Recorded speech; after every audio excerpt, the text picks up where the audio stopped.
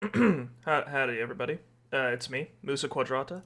As you can see, we are currently we're not playing West of Loathing. I know that's what the category says in Twitch, but we're actually playing Shadows over Loathing, which I'm excited for. I I literally had I had Call of Duty slotted for this part of the schedule, but weirdly enough, there was a friend of mine sent me a link to this game. I was like, "Hey, Shadows over Loathing is it? Look at this shit!" And I was like, "I didn't know this was coming out." And I decided to change things so that this was up. But yeah. So for those of you who don't know, you might have heard of a game called West of Loathing, which is made by the same people who made another game called Kingdom of Loathing, and it's just kind of a series of I'll probably turn the music down, but it's just a series of games that are essentially like these goofy little parodies of different genres. So Kingdoms of Loathing is a parody of RPGs, like classic fantasy RPGs. West of Loathing is like a parody of westerns, and this is going to be a parody of, I assume, Lovecraftian horror, which I was extremely excited when I heard about this because I was like, oh, it's perfect. But yeah, I did play West of Loathing. I didn't finish it, but I did play, I think, most of the way through. And I played a little bit of Kingdom of Loathing, but Kingdom of Loathing is more of a browser game, so there's a bunch of time-limited stuff, and there's a little bit of a grind aspect to it, I think, so I didn't get too involved with it, but it did seem interesting. So, with the introduction out of the way, as you can see, this is the art style that you can expect. It's gonna be smooth but kind of goofy animation. All the characters are stick figures, and not only that, but for some, a lot of the buttons are gonna be this, where it's gonna be like a haphazardly drawn rectangle, but it's got Times New Roman font in it. Yeah, moving company. It's how you move. Oh god. This is our hero. Look at him. Got his he appears to have stuck a newspaper appears to have gotten stuck to his face.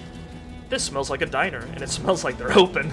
Hopefully they don't have a no shirt, no shoes magazine stuck to your face, no service sign posted. Go inside. Oh, outstanding.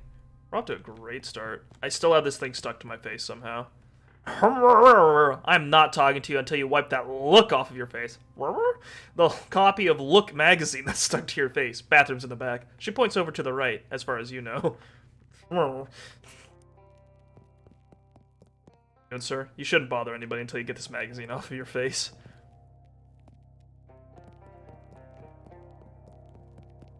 Try coffee, you'll like it eventually. Pie. Ah, it's just your average American diner. It's the bathroom, probably? You blunder your way into the bathroom and eventually find the sink. After fumbling with the faucet for a while, you manage to disentangle yourself from the magazine. You stare into the mirror, revealing... Oh my god, there's customization. Let's see. I think this is kind of fun. I like the really basic look here, but we might want to go with someone with a little bit of facial hair. Don't want to seem too old. I do like the mustache with the monocle.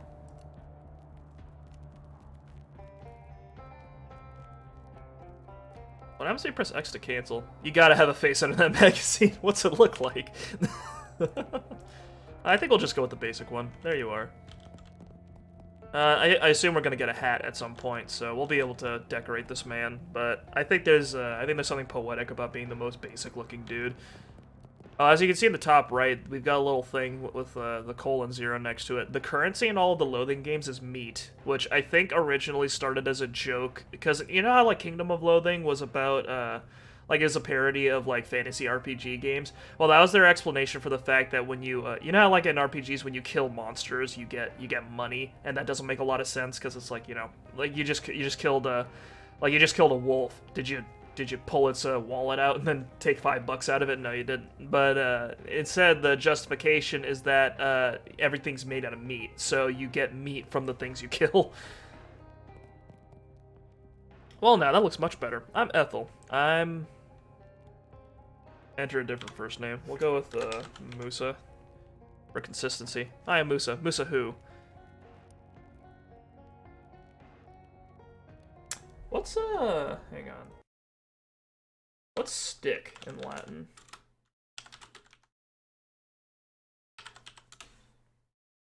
Baculum.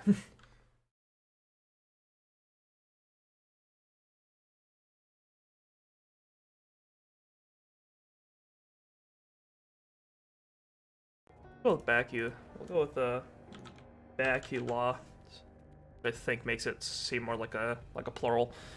Pleased to meet you, Musabacula. I should actually learn some Latin so that I actually know that for certain. Can I get a cup of coffee? You sure can. Best cup of coffee in the state, if I may say so myself. That'll be one me. Shoot, I'm flat broke. Well, that's a shame. Anything else? Does the bus to Ocean City pick up here? Sure does. Should be here any minute. Good thing, too. I hear we're in for rain tonight. What takes you to Ocean City? My uncle lives there. I got a letter from him. He wants me to help him with something. Well, that's a reason, hun, but that's somebody else's reason. What's your reason? Ethel locks eyes with you. I got some trouble back home, searching for something, just seeking my fortune. Mind your own business, Ethel. We'll say I got in some trouble back home. That implies that we're a person of some danger, of some the capacity for shenanigans. Really, you look like such a sweetheart. What did you do? I beat up a phone booth. I shot a parking meter. I started a fire in a mailbox. I was mistaken. There was no trouble. I do like fire. You got a perk. Checkered past. You're a bit of an arsonist when the situation calls for it. +1 to magical weapon attacks. Oh, cool. Now, why would you go and do a thing like that? It was full of eviction notices. Oh. Ethel tries to give you a disapproving look, but you can't help smiling a little. Wink and walk away. I, saved a bunch of people from eviction, I guess. A couple of older folks are having an animated discussion. Well, one of them is. The way these young women act, oh dear, who act these days with their short hair and their sassy talk and their dresses that don't even cover their ankles? It's scandalous. And those dances they do, flailing around like I don't know what. I'd have thought prohibition would put the kibosh on that sort of tomfoolery, but no sir. Can't imagine dancing a waltz to the music they're playing nowadays, though. And that's the problem right there. This newfangled jazz music with all the drums and clarinets and such. What kind of word is that anyway? Jazz. I think our cups got switched. You're supposed to be drinking decaf. Couple of young women. Hey, Mac, what town is this? Poughkeepsie. Are you two traveling? Yeah, Ocean City's turning into a real sawmill, so we boosted her jelly beans... What? So we boosted her jelly beans brazier for a weekend whirl to the hot potato. Oh, pshaw, you make it sound like we went south with it. I flew him a kite. Everything's Jake. Oh, God, it's slang. Jeez, I'm pretty sure I'm only 3 or 4 years older than you two, but I barely understand what you're saying. What are you, a canceled stamp? Go put some pepper in your shoes. Yeah, I'll try that. God, I love newfangled music. Oh, interesting. So basic perks, basic skills. Why are these grayed out? Strong back, quick wit. Strong back. You can't put your back into it if your back is barely strong enough to support the weight of your own head. Your muscle lets you lift heavy things, break fragile things, and deal damage with melee weapons attacks. Quick wit. You might not be the sharpest tool in the drawer, but you're not the dullest knife in the shed. Your mysticality helps you figure things out, sound smart when you talk, and deal damage with magical weapons. Mostly utensils. Fashion sense. Moxie. You know you're not supposed to wear plaid and stripes at the same time, but you're so cool that you can get away with it anyway. Your moxie helps you look cool, move with grace and style, and deal damage with ranged weapons, guns, and musical instruments. Good eyesight.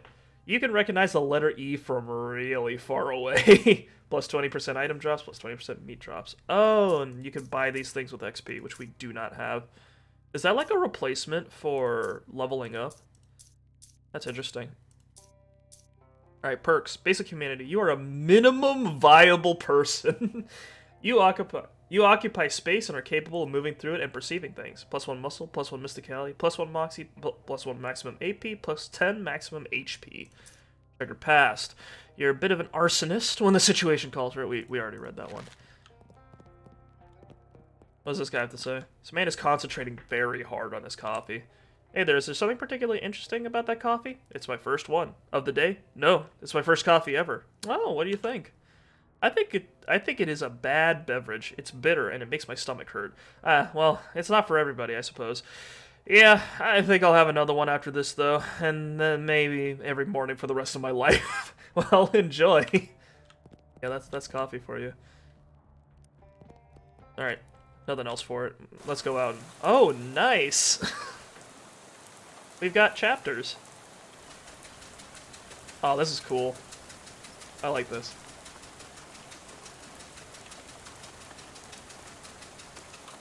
You pull out the letter you got from Uncle Murray and read it again. Murray Morris, care of Murray's Antiques, 111 Plunkett Street, Ocean City. Dear Musa, I hope this letter finds you well, and I hope it finds you quickly. Something quite serious has happened, and I need the help of your adventuresome spirit. Come to my shop in Ocean City as soon as you are able, please. Your uncle, Murray. Put the letter away. Is that a clown?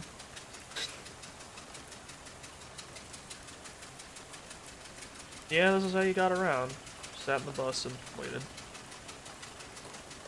You know, I actually play Call of Cthulhu, or I played it with some friends of mine, and it always kind of something that I always found a little charming about it is that it's about horrors beyond your comprehension, but usually it always starts with a sort of like it kind of starts with like a super innocent like quest starter, like someone's just like, oh yeah, I've got some trouble and I need some strapping young enterprising individuals to go and investigate it for me, and you're like, yeah, let's do that, and then after that you go insane from seeing a fish man or something, but the lead up to it's nice and fun.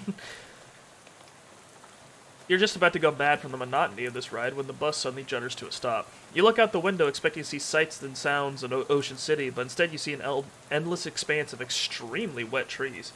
Uh-oh. Drink red cola. Protect your family. Probably you should ask the bus driver what's going on instead of just wandering off aimlessly into the night. Nah. What this bus lacks in comfort, it makes up for in unreliability. Ooh. 6 miles to Ocean City. Oh boy. It's the bus driver. What's going on? This doesn't look like Ocean City. Nope, sorry about this, but we're out of gas. Ah, geez, you didn't fill up before we left? I filled up the bus, but this trip takes exactly 1 full tank of gas. He hands you an empty gas can. Plus 1 additional can. Okay, swell. Why do I have to go get it? Well, I'd go myself, except for 2 reasons. Those being... Firstly, being as I'm the bus driver, I'm legally responsible for this bus, and I gotta keep an eye out on it. And secondly, because of my leg. What's wrong with your leg? It's attached to a fellow that doesn't want to go wandering around in the rain at night. Well, alright then. I guess I haven't got much choice. Can I borrow your umbrella at least? This is a left-handed umbrella. Am I left-handed? Should we be goofy? Sure, I am left-handed as it happens. But you aren't registered to my umbrella insurance. Nuts. Sorry about that. Here, I do have a flashlight you can use, though. Good luck. Thanks. Drink red cola. Well, there's the gas pump. Full of water instead of gas. This gas pump is empty. There's a little bit of gas left in this pump, but there's no hose on it. We need to find a hose, then. Seems like just yesterday that gas only cost 6 and 15 out of 64 meat a gallon. Those were the days. Oh, now it's got extra lead. This station seems to have run out of service. Singer Automotive. What's going on in here? All sales final. Got a baseball bat. Also got a... There's 1 object left on the snack shelf. You got an item. Cheese loaf. Ew. No one in their right mind would consider this vile substance a snack. Either they're out of postcards or all the scenery around here is invisible. Ooh. Empty oil cans. A whole pyramid of them. It's weird that the cash register is pointed toward the front of the store. Loot it. It's mostly empty, but you find some loose change. You gain 7 meat. What is change if we're dealing with meat? Is it just like little bits of ground beef or something? Alright, we've got a baseball bat. If I press C, I can access my... Yeah. What about my inventory? Ah.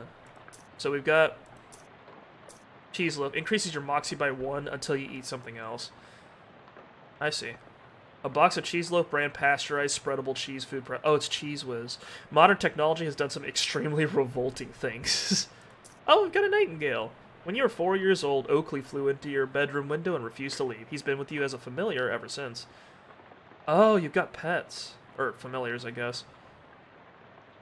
Your luggage. Everything you own is in this trunk, including your portable carpet steamer.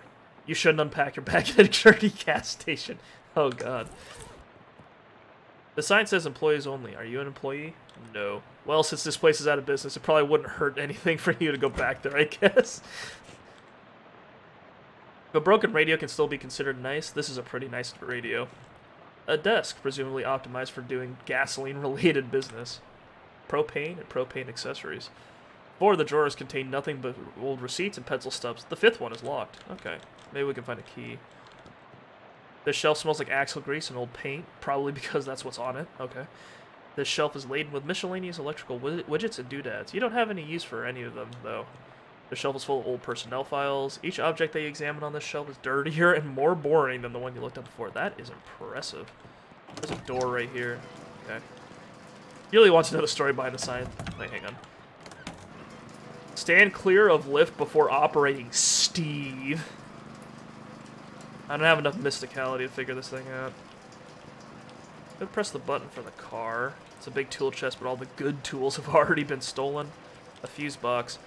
As advertised, this is a box containing 1 fuse. However, the fuse is broken, which is probably not intended. You should keep an eye out for a replacement. Must be one around here somewhere. Man, I've got a lot of stuff I'm on the lookout for. I need a fuse. I need a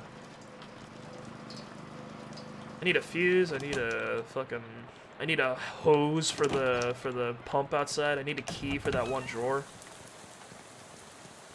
I think we've searched this place to maximum capacity. Finnegan's optional boxing gym. You don't have to fight if you don't want to. Oh, I think that's a clue. A miserable-looking hitchhiker is standing in the rain, listlessly sticking out her thumb. Hi there. Her head turns very slowly to face you, and her eyes don't quite meet yours. Give me a lift. I need to get to Albany. Sorry, I'm going the other way. Oh. Also, I don't have a car. Oh. What's your name? I'm Musa. Lydia. Nice to meet you, Lydia, although I admit the circumstances aren't great.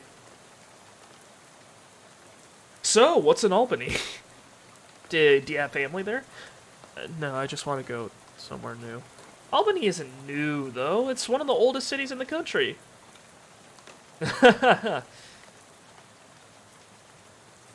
Okay, that's fair. Do you know where I can get some gas? Gas? The bus I was on ran out, and the driver sent me to find some more. Bus? Yeah, I'm trying to get to Ocean City. I've never been there. Well, okay then.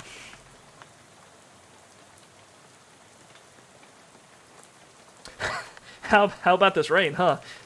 Lydia looks very slightly surprised and glances around so slowly. Oh, it's raining.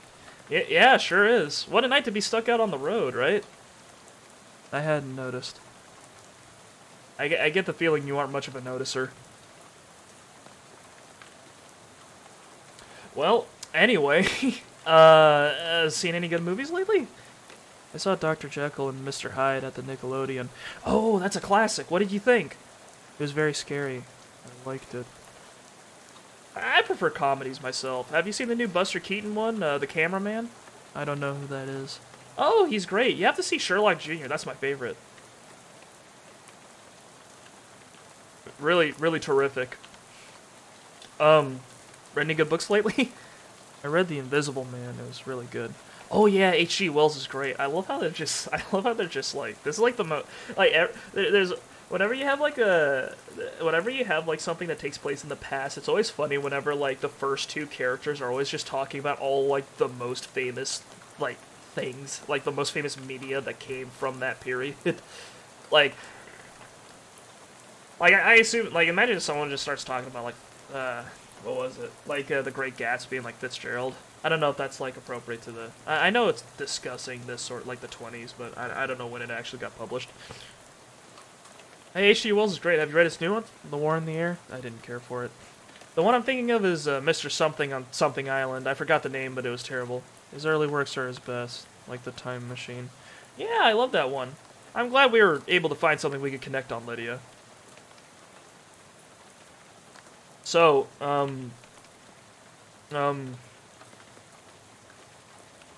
okay, bye. Good luck. This field is extremely corny. Wow. Hey, I ain't want to be unfriendly, but this is a private residence that y'all just barged into. Oh, geez, sorry. Everything's so desolate outside. I guess I just assumed this place was abandoned. Well, come morning you'll be right, so you might as well get in out of the rain for a spell. Thanks. My name is Musa Bakula. Howdy, Musa. I'm Elias. Elias Chekhov. His name's Chekhov. Look around. Oh, and Chekhov has a gun. There's a rifle hanging over the fireplace. Ask Elias about it. Are you leaving this rifle behind? Yep. How come? Well, it's a varmint rifle, and where I'm going there ain't any varmints. There's vermin, to be sure, and critters such as like that, but the almanac don't list any examples of a varmint qua varmint, if you know what I mean. I do know what you mean.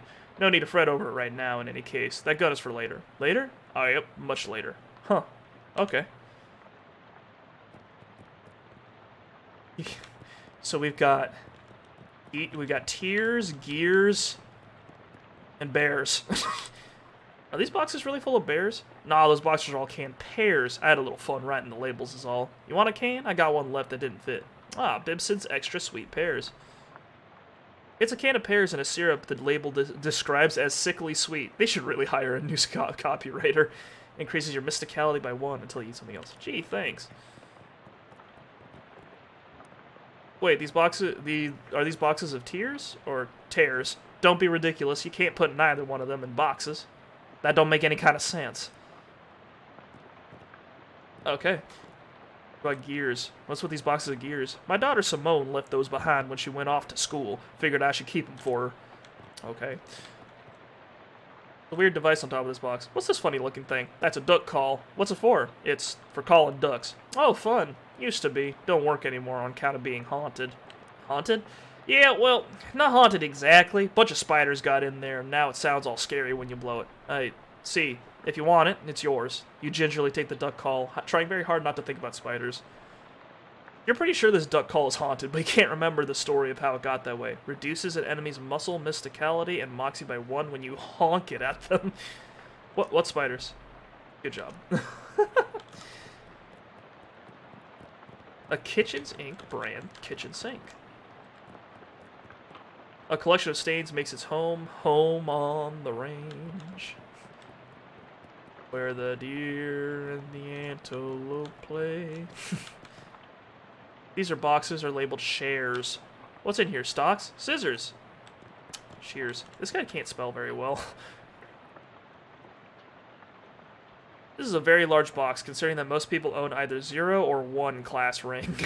Ask Elias about it. Is this box really full of class rings? Yep, about 140 of them. Did you go to college 140 times? Heh, nah, of course not. I just collect them as all. Why?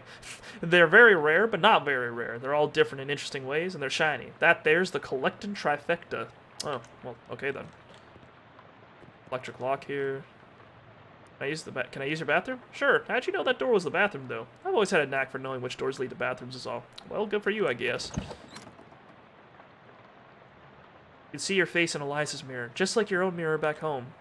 Hi, Musa. Smile. Hey there, good looking. Frown. Aw, what's wrong? Scowl. Why I oughta worry. Oh, no. Cringe. You remember something really embarrassing you did a couple years ago? Ugh. Oh, cool, that sticks to your expression. Frown, scowl, worry, cringe, freak out.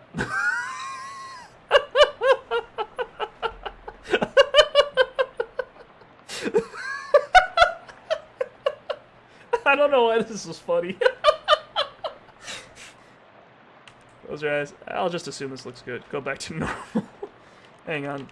Let's go back to...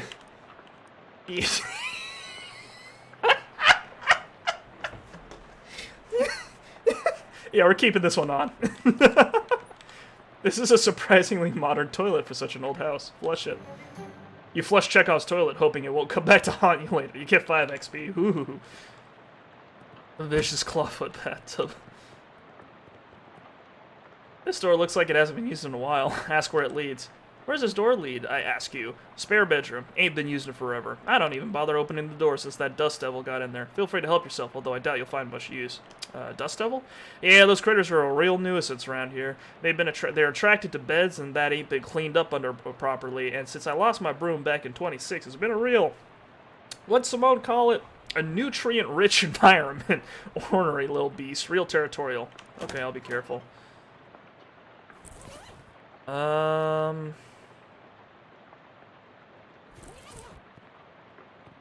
Okay, so that'll be a fight. In the nightstand, we've got 10 meat. Found an old wallet in the drawer. Nice. It's a shelf full of pulp westerns. Take a look at one. Betrayal at Horse Thief Creek, The Cowgirls of the West, Cattle Women of Glory, The Duel at Dry Mountain. Hey, this one looks like it's worth a read. The Handgun's Tale. Cattlemen of Revenge, The Ambush at Rattlesnake Creek, The Showdown at Horse Thief Ranch, Bandits of the West, The Fistfight at Bloody Gulch, Gunfight at Elmine, Cattlewomen of Tarnation. I think these are randomized. Alright. Unlocks advanced trick shooting techniques. Unlike most old westerns, this one is written from the perspective of a gun. Ah, I need 5 mysticality. This story is pretty boring, but it contains some very technically complex descriptions of advanced shooting techniques. Neat. I still can't get over this expression. Oh shit, we can go out back. There's nothing on the clothesline except a pair of socks and an old gun. You take the gun and leave the socks. They don't look safe. God, I feel so American. You spend all that time cleaning your gun and then rain comes along and ruins it. Typical. Deals your moxie plus 1 physical damage. That one's muscle plus 1. Let's equip the moxie one. Alright, I've got a gun, everybody. It's rusty, but if it shoots, oh boy. Oh boy. That scarecrow is a bit more intimidating than usual. The crows around here must be real aggressive. Show it you aren't scared.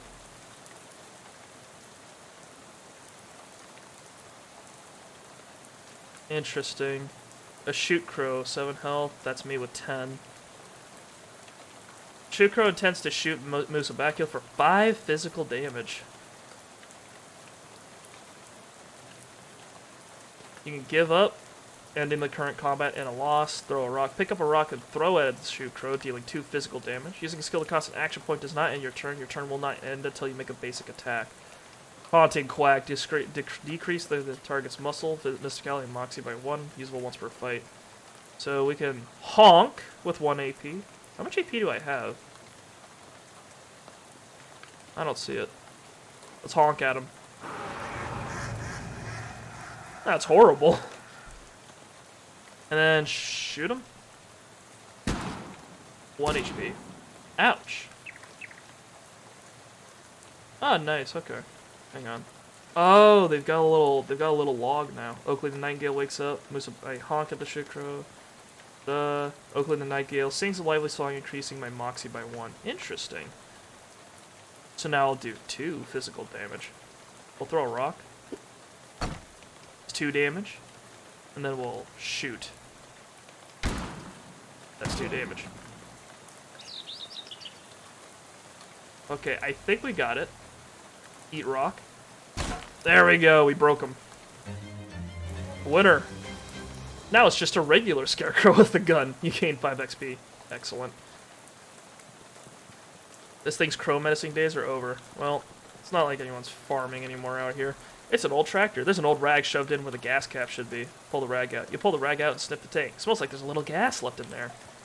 You dip the rag into the gas tank, soak up all the gas, and then wring it out into your can. You've got a 3rd full gas can. Impressive. That tractor is the most interesting thing in this part of the country. I'm loving this game so far. I'm glad we're doing this instead of COD. You'd have to be impenetrably dense to wander into these woods. Barn doors are locked. Wait, I was just oh, you go out here. Okay. Elias is looking around and mumbling to himself as he checks off his mental to-do list. So, you're moving out? Yep, I finished packing, so now I'm just waiting for the movers to come and take this last load of stuff. You got movers coming in the middle of the night?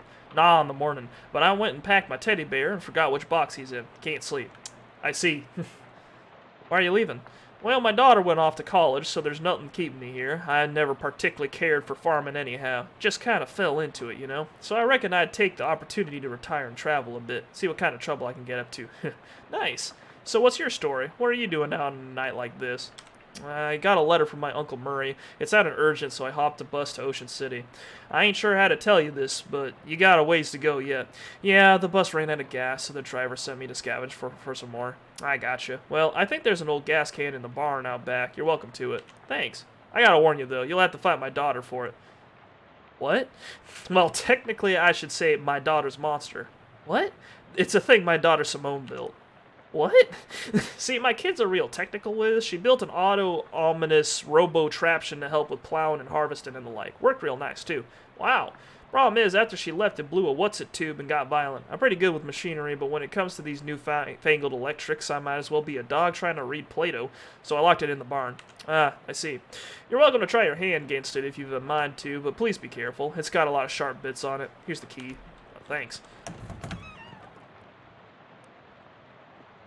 Okay, wait, hang on. We don't have a weapon that, like, right now I'm at 1 across the board. Don't I have a... Oh, that's just magical weapon attacks. I thought that increased my mysticality. Okay, so my mysticality is 1, and until I get 5 more XP, it's gonna stay there. Can I save? Is that a thing, or does it auto-save? Raise out dialogue options that would result in combat. Oh, interesting. Ooh, this option is haunted. Arachnophobia. You won't encounter any spiders. Arachnophilia. You will encounter so many spiders. This is a grounded joke. Alright, whatever. Let's see what this thing's got going. Ouch!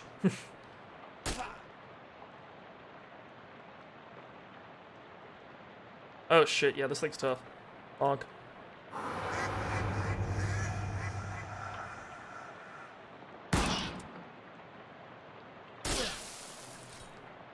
I think I'm dead. Wow, okay. That thing took me out in one go. You should have listened to Chekhov. Alright. Well, at least there weren't any negative consequences. Oh, my bird, right? Okay, yeah, the bird flew away after the end of the combat, so I wasn't sure. Alright, so we got 2 fights ahead of us. I'm still, is that a turtle? This turtle's stuck on its back. Why aren't you helping it? I am helping it. There you go, buddy.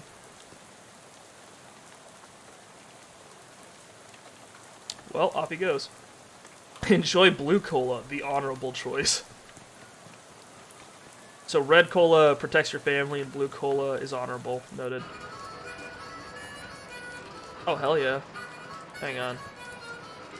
A cheerful-looking hobo tootles idly on the harmonica. Interrupt his tootling. Hi there, I'm Musa. Well, howdy there, neighbor. I'm Howie. Pleased to meet you. I'm not actually from around here, though. Well, the way I see it, this whole country's my home, so everybody's my neighbor. Aw, that's nice. Either that or they're all trespassers who better get off of my property. Yeah, I'm just joshing your friend. Care for some jerky? What kind? Clam. It's a local delicacy. Huh. Sure, I'll have some jerky. You got an item, clam jerky. It's always nice to get a gift from a kindly stranger, but it's especially nice when that gift is dried flesh. It increases your muscle by 1. There you are. Can't abide the stuff myself. Like eating a dried slug, but saltier. Come to think of it, that's exactly what it is. You're really selling me on this local delicacy. If you ask me, the locals are a bit weird. Okay. Where are you from? Originally, I'm from Hawaii, but I got bored of gorgeous tropical beaches and decided to hit the rails. You rode the rails from Hawaii? Yep, real challenging for a trip for a first-time hobo, but I made it through all right. You ever think of going back? They only got the 1 track there, so it was a one-way trip. I might head back for a visit once they built a second one, though. Huh. Do you live here? Not permanent-like, but I've been camped out here a few days. All alone? Well, it used to be livelier, but the boss has sent a railroad bull to run everybody off. Railroad bull? You mean like a cop? Yeah, you could say that. I think he's still prowling around out back if you care to test your mettle. I don't advise it, though. Is he packing heat? No, he's unarmed. But one of your arms might make a pretty good club once he gets it off of you. Any plans for the future? Well, word on the wall is that there's a camp forming in Ocean City. I figure I'll mosey on over there once this rain lets up. Word on the wall? I never heard that phrase. Is it like through the grapevine? Similar. I see. It's a partially full gas can nestled in the piles of garbage. You pour the gas into your own can, then hide the empty can behind some of the garbage, 2/3 full. And force the door open with some muscle. Topeka, 1,200 miles. You've heard a lot of nice things about Topeka, but not 1,200 miles worth of nice things. And that's as far as we're going to the left. Oh, that's cool. Looks like they drove this boxcar out here and then took the track away? Boy, someone must have hated this boxcar. When you stand outside, you can hear the harmonica. That's nice. Okay, what are we doing now? There's a weird plaque where Lydia was standing. Read it. Historic site. At this exact spot on the 13th of October, 1908, the state's first mass-produced automobile, a Ford Model T purchased by Hiram O. Crullins, accidentally struck and killed the state's first hitchhiker, Lydia Barnsley. So apparently that woman you talked to a few minutes ago has been dead for exactly 20 years. Good. Swell. Everything about this is great, and you aren't regretting this trip before you've even arrived. Go on about your normal, non-haunted day.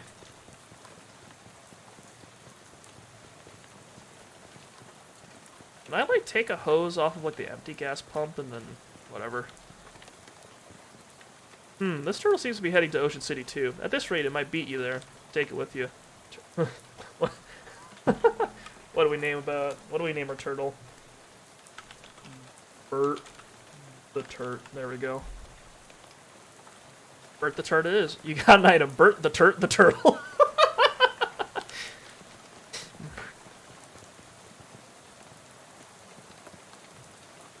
You show the driver your gas can. Well, his gas can. Looking good. Just a little more and we'll be on our way. Radical.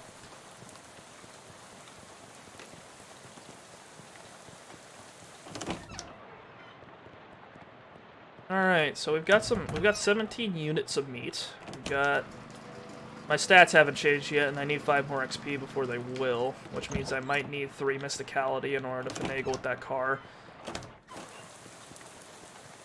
Right now we've got a dust devil that will kick my ass, and we've got a other problems. What gives me muscle? Is it the jerky? We'll eat that. You gnaw on the jerky until the gnawing is done. You gain an effect, slightly clammier. Your body is now approximately 1% clam on account of the small amount of clam you just put into it.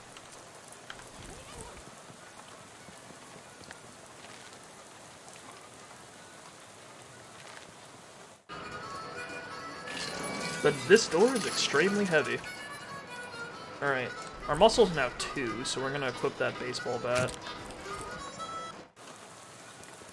There's a carving on the trunk of this tree. It says, Howie loves playing the harmonica. Aw. Somebody has placed a sheet of filthy linoleum on the ground here in an effort to lend legitimacy to this outdoor kitchen.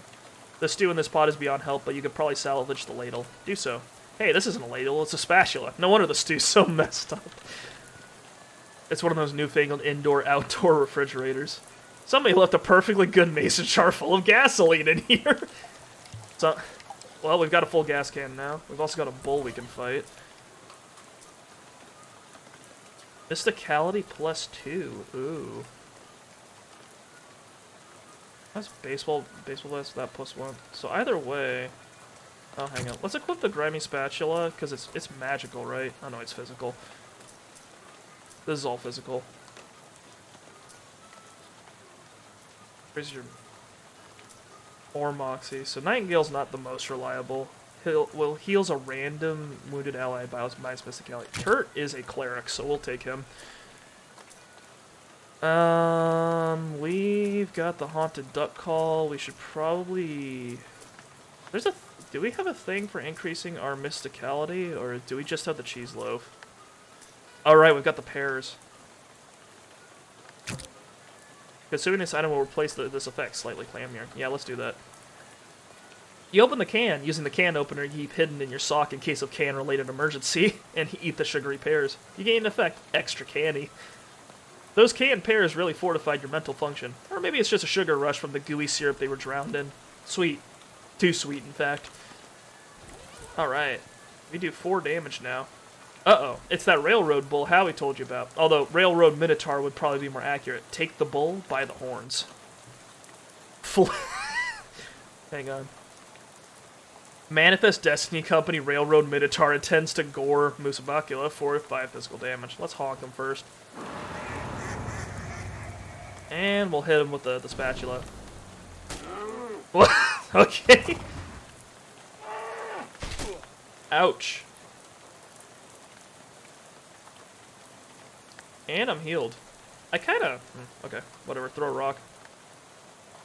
I like how this Minotaur is branded. Alright. Ooh. Okay.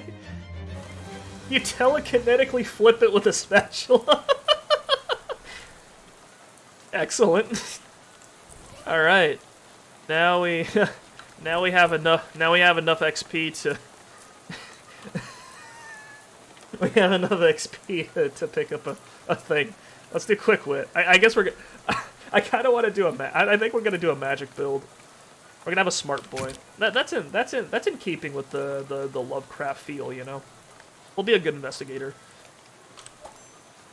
All right, we now do more damage with kitchen utensils. A 1911 Ford milk crate for wheels. That model never really seemed to take off. Oh look, it has a gas can on it. You add the gas to your can because you can't. I now have a 133% full gas can. Outstanding.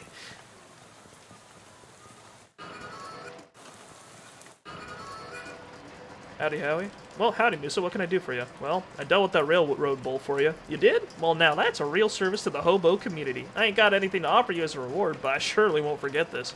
No problem, Howie. Alright. That's all we got. Let's go. We can fight a couple things back here. I just want more XP. Can we kill that dust devil now? Might be able to. I could do a lot of damage. I'm a little annoyed that this thing goes first.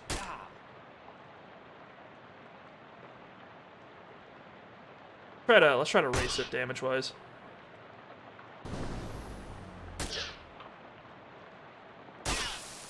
Maybe if I get healed. Not quite. All right. Well, we're nearly there. Bummed out because he's defeated, walks away.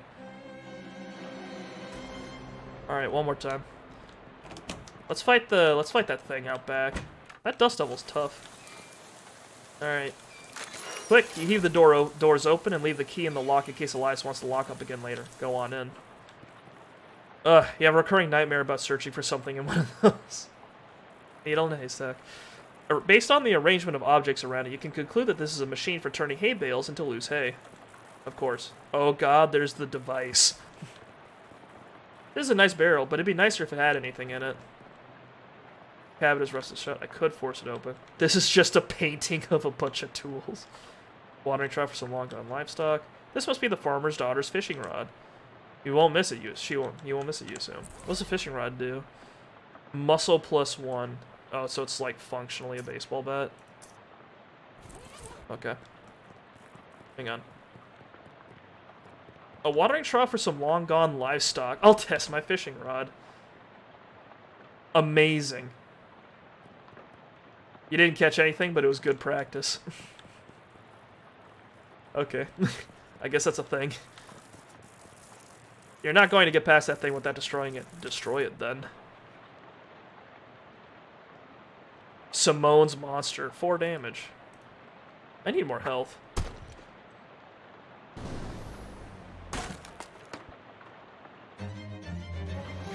Outstanding. Rest in parts. A workbench for welding. Needs 2 moxie. You'd go up there if it weren't for your hay fever and you're falling out of lost fever. Victory is sweet. It's probably the lead that makes it sweet.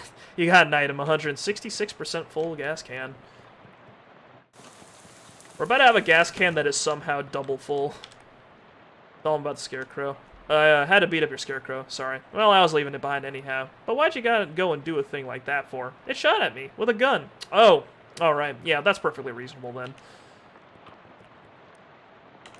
Alright, nothing else to say. That dust devil. I do good damage. I just need to, like... I don't know. Maybe if we can go over and, like, maybe we should interact with that, let's see what's going on with the car. If that's just gas, then I don't think I can handle that dust devil as it stands. The old flivver looks promising as a source of gas, but we can't reach it while it's up on the lift. Figured out. There's an engraved plate on the side of it that says Helco Portable Gasoline Generator. Aha! It's a machine for generating portable gasoline. Harvest them. You extract today's crop of gasoline from the miraculous machine. Okay.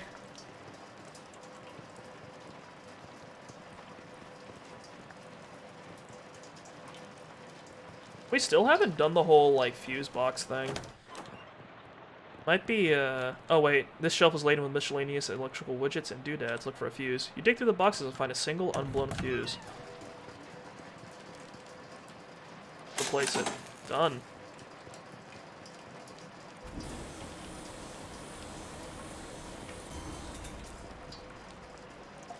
$233% full gas can. How far can we take this?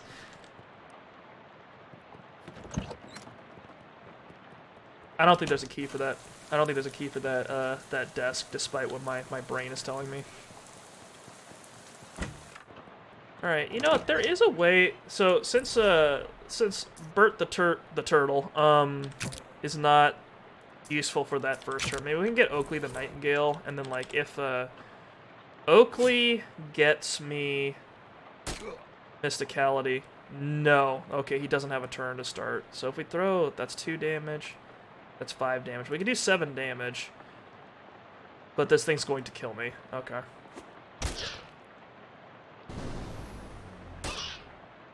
That's tragic.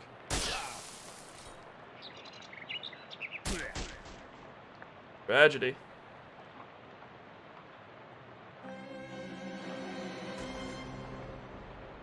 There's a way to do that. I swear to God. I don't want to go back, because I feel like if we leave this area, I'm not going to be able to come back. It's just got that feel to it, you know? But it doesn't look like there's much else I can do. Like, I think I've cleared this place out of XP.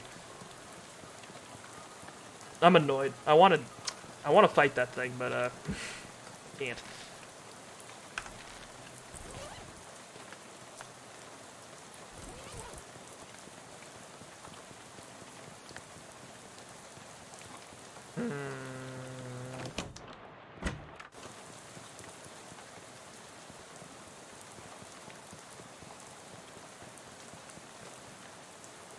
Hey there, friend. Any luck with the gas? You should the driver your gas can. Well, his gas can. Uh-huh. This can doesn't usually hold that much gas. Not sure how you did that. Well, whatever. Are you ready to hit the road? Hey, yeah, sure. Let's get out of here. With that, we're on our way. All aboard? Get back on the bus. You climb back on the bus and return to your seat, and soon you're dozing off to the sound of rain spattering on the window beside you. Unfortunately, it's barely an approximation of sleep. The sort of sleep that you slip into so gradually that you don't even know you're asleep until something wakes you up. Plunkett Street, and you realize that your meandering thoughts of the past few minutes have been utterly strange, shadowy tendrils of whispering ideas. Hey kid, this is your stop, right? That are now totally forgotten. Ugh.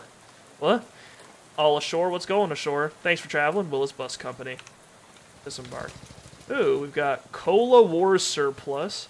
We've got a business that's going out of...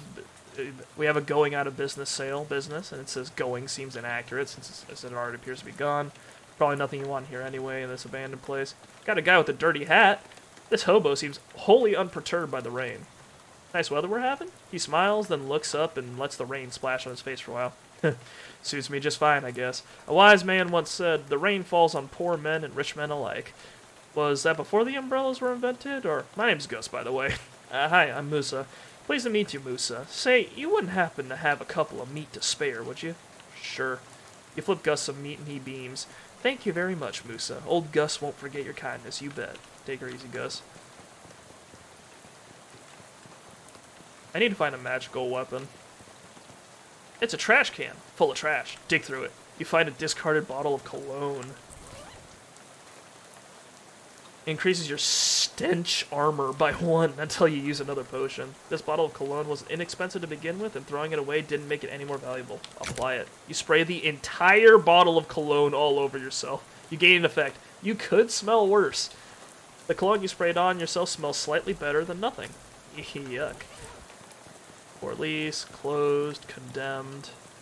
This trash's reach has exceeded its can's grasp. We've got some alleyway here. The Ocean City Watchful Eye, which is presumably the newspaper. Secureburus Building and Loan. You can't see anything interesting within walking distance in that direction. Interesting. West of Loathing had like an open world area, so like you go into a town, and it would be like this, just like a 2D stretch. So I'm interesting. I'm curious about like how. I'm curious about if that's going to be a thing in this game too. The Army Surplus store is closed for the night. Murray's Antiques is open. The bell over the door jangles as you walk into Murray's Antiques. The young woman at the counter looks up as you enter. Oh, hi, you must be Musa. We don't get many customers at this time of night. Nor at all, really. That's me. You were expecting me? Yeah, Murray didn't say much about you, but he gave me that letter to mail. My name's Jessica. Oh, geez, you're soaking wet. Come on in and I'll get you a towel. You walk over to the counter, trying not to drip on any vintage bric-a-brac as Jessica grabs a threadbare bath towel from a shelf and pulls the tag off before tossing it to you. Thanks. Is Uncle Murray here? His letter wasn't very specific. He isn't. You said that in kind of an ominous way. Where is he? Jessica sighs.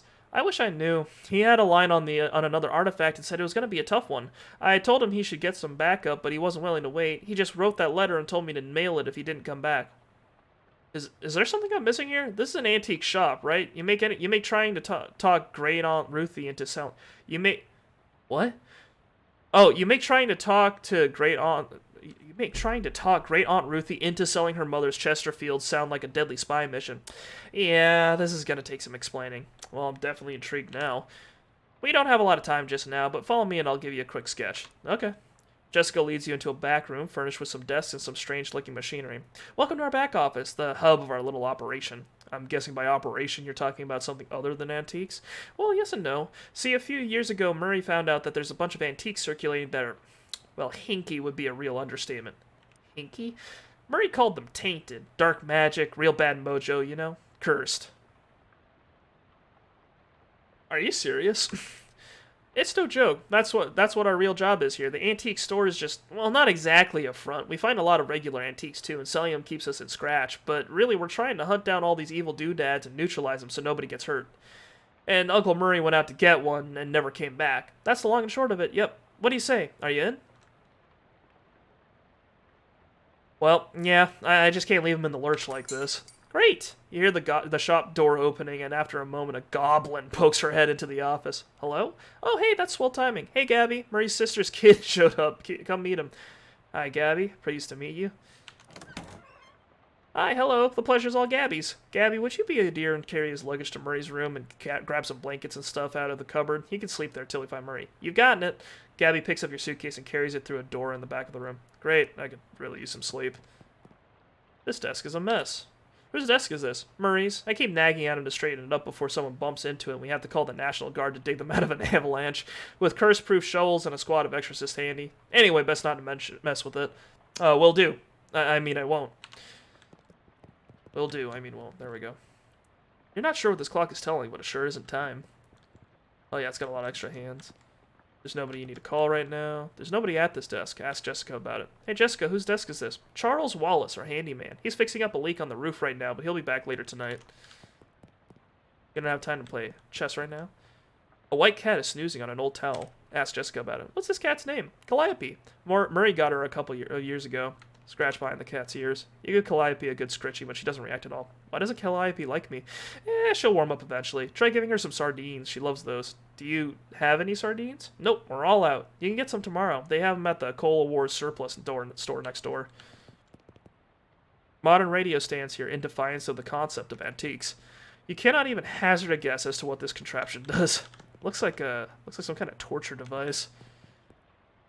Or like one of those, you know what this looks like? It looks like one of those like brainwashing devices they have in like old Sunday night like morning cartoons, like someone in like a Batman cartoon would strap someone to that.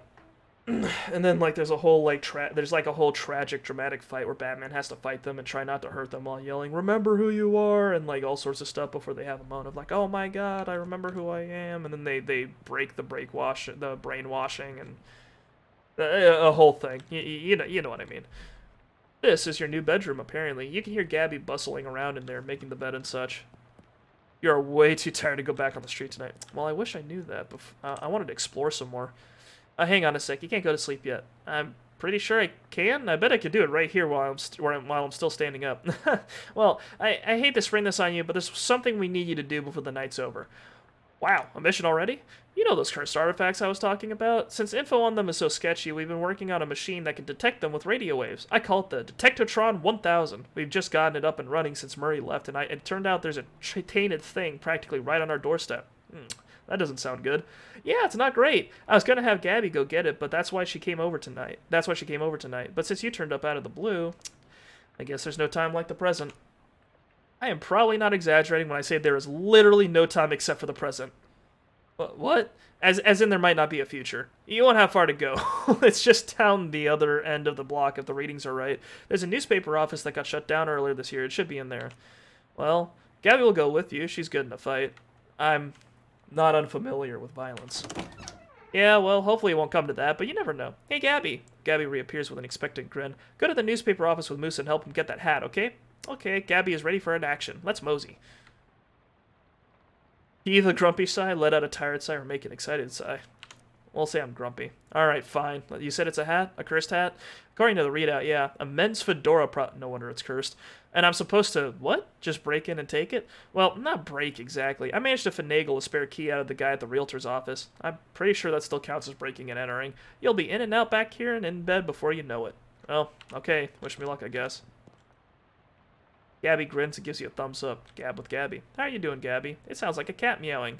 Shoot the breeze. Have you lived in Ocean City long, Gabby? Oh yes, all of Gabby's life is here. Gabby's great-great-great-grand Gabby came and popped just some blocks from over there. Or to popping, as they would say. Ha ha ha. Wow, so your family's been here for quite a while, huh? Yes, 14 years. Alright, I don't understand goblin gob biology in the Loathing series, but whatever. Place closed? Yeah, the bank is closed. Oh, Secure Burris is a bank. I thought it was just something else. Given the current conditions, dark and stormy, you probably shouldn't wander into any alleys. Why not? Alright, let's get this over with. You take a deep breath and unlock the door. You give the key to Gabby for safekeeping. Alright, coffee. There's a little bit of very, very old coffee left in this percolator. Pouring yourself this cup of coffee is the first step on a short, nasty journey. Got an item. Nasty old coffee. Increases your maximum AP by 1 until you use another potion. A few months ago, somebody decided this coffee wasn't good enough to drink. You apparently disagree with that decision. Half-finished document in the typewriter. Government corruption at all-time high. The government has once again slashed funding to city services and social programs, citing waste, but without offering any supporting figures or explaining where the funds have been reallocated to. Additionally, anonymous sources report it cuts off abruptly, maybe as a result of the pink slip next to the typewriter. What does the slip say? Curtis, I've told you once, I've told you 100 times, not enough people buy the paper anymore to keep the lights on in this joint. Electricity is expensive because it is a very recent innovation. As such, fully half of your salary is paid by government subsidies. This is to say that the hand that feeds you is the hand you keep biting. We go way back, buddy, but you've given me no choice. Clean out your desk and scram. Grover Burgess, Editor-in-Chief. Oh hey, it's one of those new Arcane Press news feed things. High tech. Second edition of Principia Mathematica published. We still cannot understand a word of this, says local children. Babe Ruth gets haircut. Barbara says, you think he could have left a better tip. Charles Lindbergh cooks stew. Onlookers report it smells like it might be beef, or maybe lamb. Today's list of banned dances. The chutney slider, the dirty dirty blitz, and the upside down tango. The half-finished letter in this typewriter. Reginald, I think Burgess is on to us. We've gotten careless. In fact, maybe I should be typing this out as a letter instead of just talking to you in person. Why am I doing this? Meet me under the water cooler this afternoon. Ah, crap. Here comes Burgess with a pink slip. Sincerely. It doesn't say who it's from. The writer must have gotten fired before they could type their name. Also, under the water cooler? What's that about?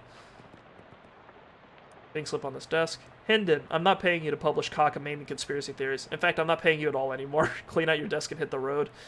P.S. Do you like the word cockamamie that I used up there? It's a slang term I coined. It means ridiculous or implausible. I think it's really going to catch on. Whoever worked at this desk forgot their cufflinks. You got an item. Reported cufflinks. Nice. You really got to check everything in a game like this. The left one is engraved always check, and the right one says your sources. It really makes you think. Citation needed. You see the corner of a note sticking out from under the desk blotter. The note says, Tucker, got you that bottle you wanted. I stuck it under the water cooler where Burgess can't find it and rat us out to the pro-he's. Beck. Under the water cooler, eh? Surely it's not still there, but it couldn't hurt to check. There's a handwritten note on this desk. The note says, Robson. First Hendon, then Carver? Who's next? Venable says if Burgess comes for him, he's gonna karate chop his desk in half. Sincerely, Curtis. P.S. What's a karate? There's a crumpled pink slip on this desk. There's a lot to read in this game. Carver, I can't believe I have to tell you this, but it is against company policy for an employee to steal the printing press. You are fired. You are so fired, I need a new phrase to describe it. I'm giving you the axe. And if I see your face in here again, I will both give you the axe and set you on fire.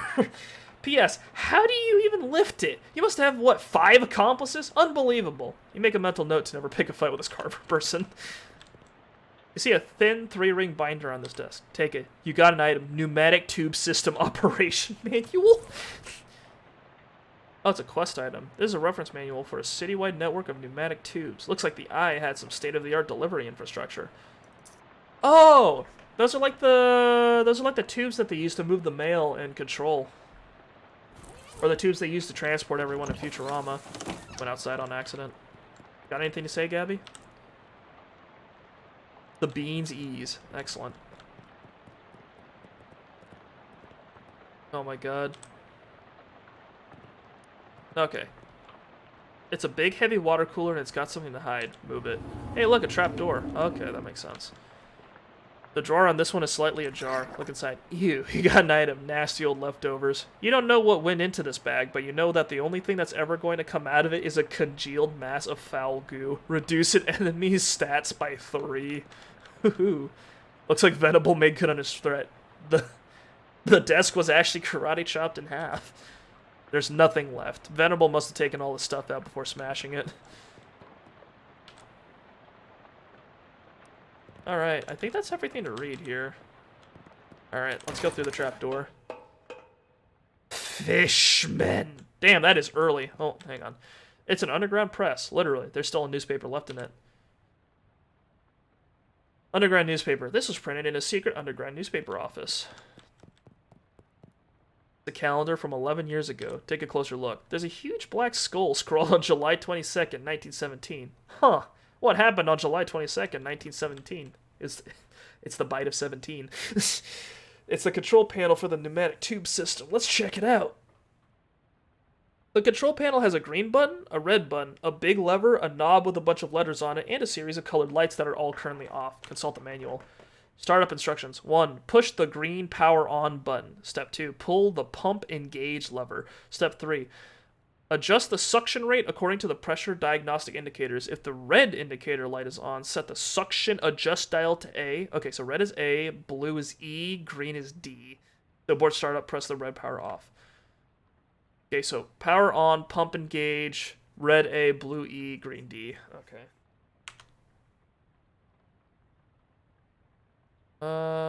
We need the power on button. Where is it?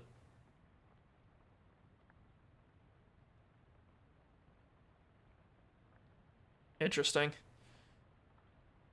So the power on is green. The green start makes a satisfying click, and you hear a motor starting up somewhere. Then pull the pump engage lever. You pull the lever with a very pleasing kerchunk, and the motor noise turns into a sort of loud, windy whine. A yellow light is glowing on the console.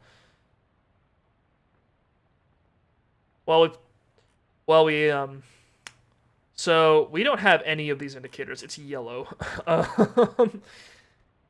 I guess we turn the... Hang on. Adjust the suction rate according to the pressure diagnostic indicators. Red, blue, green.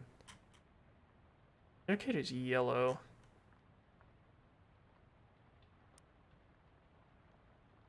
Oh dear. Let's see, there's a yellow light glowing on the console. So we've got red, blue. What's yellow? Yellow is like... Is that like green, red, maybe? Hang on. Green is D, red is A. I have no goddamn idea.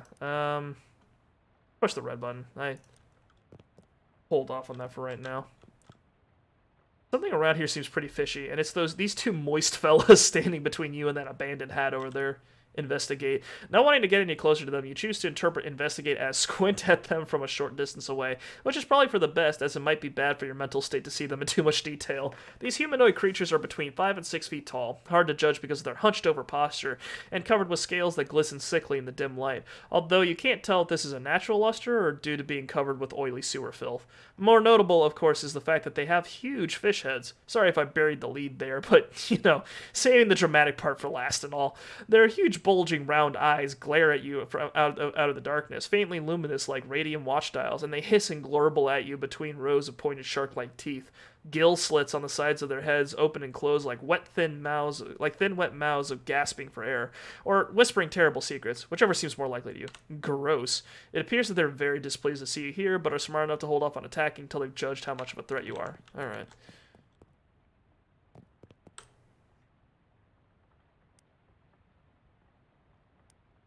You know what? We'll turn this on, pull the lever, turn the knob. We'll turn it to fucking... It's not A, it's not E, it's not D.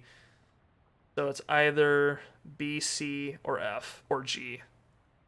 B, maybe? You click the dial into place, and the nurse turns into a sort of shuddering growl for a second before an orange light flashes briefly and the tire machine shuts down. Is it broken?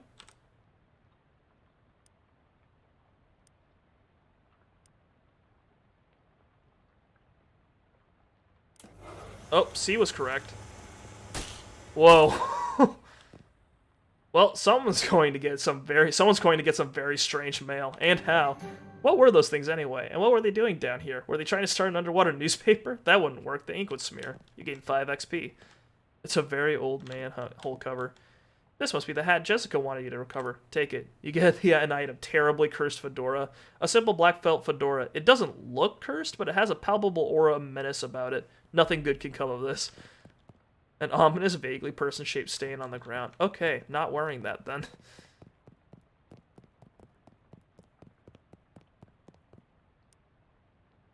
Gabby's doing great.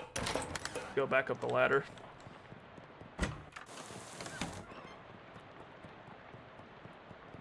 Okay, I saw a dialogue box up there and I didn't realize it was different from what I had seen before. But something fell out of my pocket or whatever. Hang on. We still got the fedora. I'm not equipping that. Jessica, how's it going? Did you find the hat? I found a hat. I guess it's the one you meant. It doesn't look unusual, although, yeah? Well, it does creep me out a bit. I can't really put my finger on why. I know what you mean. Feels kind of like you have a headache, except you don't actually. More like a feeling of dread, like something terrible is about to happen, but I don't know what it is yet. Well, that is definitely not related to the fact that I need you to take the hat and go sit on that machine. And go sit in that machine over there. Why? That's our uncursing machine. Gotta get the curse off that hat, right? Oh, okay. Yeah, that makes sense. But, what? Can't we just put the hat in the machine? Why do I need to be involved? Because the machine needs a mind to guide the uncursing process. Together, you'll lift the curse from the hat and transform it into a sort of allegorical dream space that the machine can transfix. What? Sorry, I know this is a lot. Let me rephrase. The uncursing machine uses your subconscious mind to drive a wedge between an item and its curse. The item is cleansed relatively easily, but that doesn't negate the curse fully. Once separated from the item, the machine stores the curse and allows you to physically project into it to try and resolve the metaphorical scenario at the core of its existence. That's where things can get a little weird. Yeah, I know it sounds crackers, but you just have to give it a try to understand. Oh, is this Charles Wallace? You must be Charles Wallace. I'm Musa. That I am. Pleased to meet you, Musa. I would give this guy a Scottish accent, but I can't do a Scottish accent. What do you do around here? Oh, your general handyman sort of stuff. I keep the lights on and the water running. Built the detectatron and the uncursing machine, too. Wow, that's some real high-tech wizardry. Aw, it's nothing really. Let me ask you something. Anything I can help you with? How does that weird uncursing machine work? Oh, I only built the thing. I can't really begin to tell you how it works. The innards are all wired up to a little porcelain cat figurine that Murray found somewhere. That's weird. It's in a real traditional sense. Yep. Nothing right now, Charles. Calliope is still sleeping on the towel. Alright. Let's uncurse the fedora. You sit in the chair, which is surprisingly comfortable, and pull the weird metal dome thing down over your head.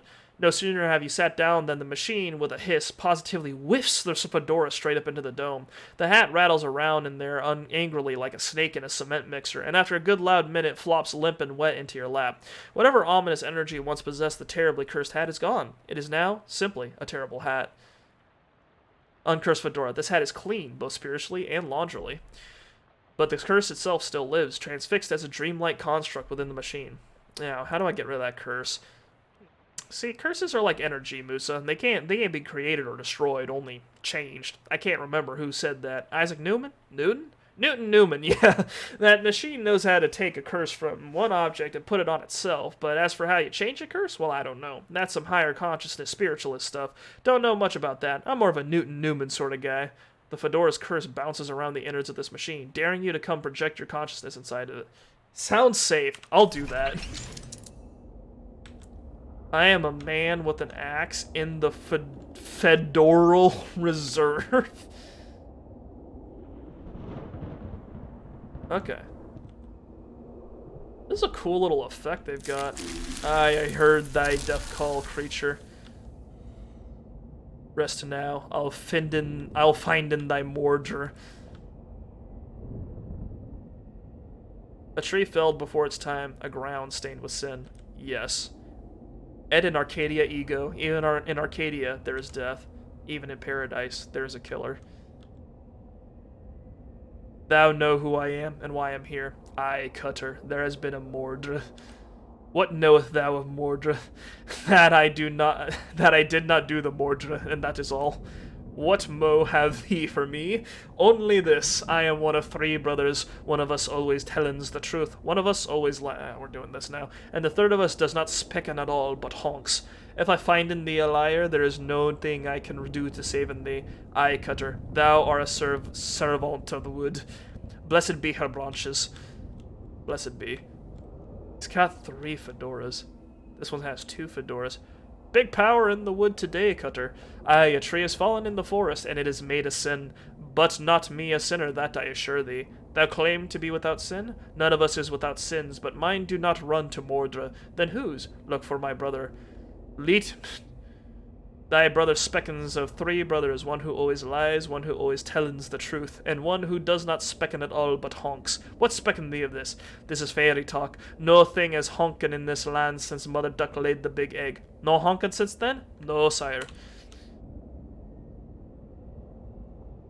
These things look awful. Something is rotten in the wood, Cutter. Aye, a mordre, with perversions at its source. Speak to me of perversions. I have no thing to say, for I do not tarry with them. What do thou tellin me? I am troubled by the mordre, but of it I know no thing. I warn thee, my forgiveness makes no room for liars. Thou will do what thou must, Cutter, I have no doubt. Thy brother specken of 3 brothers, one who always lies, one who always tellens the truth, and one who does not specken at all but honks. What specken thee of this? I do not honken, sire, I swearian upon it. Never has thou honken? Never, never, 'tis a sin in mine eyes. Long may thee grow. Okay. Specken to the first tree. I say I did not do the mordre. I also say I am one of 3 brothers. One of us always tellens the truth, one of us always lies, and the third of us does not specken at all, but honks. Thou lie about honken. Tree. What say? Thy brother's honken not. Thou wouldst lie to the cutter of the wood, thou wouldst do mordre in the wood. Aye, thou hast the right of it. I sought only to distract in thee while I making my escape. Goodbye, Cutter. Do not run from me, tree. Thou do not run? Nay, I growen. In 100 years I will have grown so tall and strong that axe will never fell in me. But I will not wait 100 years. Die, murderer. Execute. But this is not fair. Big rot in the wood today, Cutter. And wait, what? No, that's not you. You don't talk like that. Dark thoughts of trees, axes, and bloody sap cling to your skin. You shake them off like dreadful cobwebs. You gain 5 XP. You're not sure what just happened, but as you turn over the formerly terrible curse fedora in your hands, you feel confident that the curse which played this starchy little felt thing is finally gone for good. You put the hat back on. It nearly sparkles now. Uncursed fedora. +1 to Moxie and +5 to max HP. Now all you've got to reckon with is whether you're the kind of guy who goes around wearing a fedora. I love it. Nice hat. How'd it go? It worked, I guess. Great. What was it like? I had some kind of crazy dream. There was a woodcutter, that was me, I guess, and these talking trees, and one of them had sinned. You know what? Never mind. Some kind of crazy dream is plenty for me. Okay, good. Alright. You open the door and there's just a brick wall behind it. Apparently it goes nowhere. Alright. So I guess we're gonna come back to that at some point. We're just gonna regularly come back to the machine and uncurse things. There's a chess set on this table. Does anyone want to play? He never learned. Jessica says, sure. You sit down and Jessica sits opposite of you. Opposite you. I'll play white. Jessica moves a pawn and captures one of your knights. How do you respond? The belching knight technique. Do I develop a queen, defend my knight with a rook, or fianchetto a pawn? Jessica advances one of her rooks. How do you respond? Jadoob a queen. Ah, crap. Withdraw a bishop. Checkmate. We'll play Jessica. Wait, hang on. Are any of those things correct? Defend my rook with a rook. Advances one of her knights. Do I develop a queen? No. Moves a king and captures one of your knights. Now what? I defend my knight with a knight? No. Okay. Is this like rock paper scissors, or am I just do I just need to have like the armor to do it?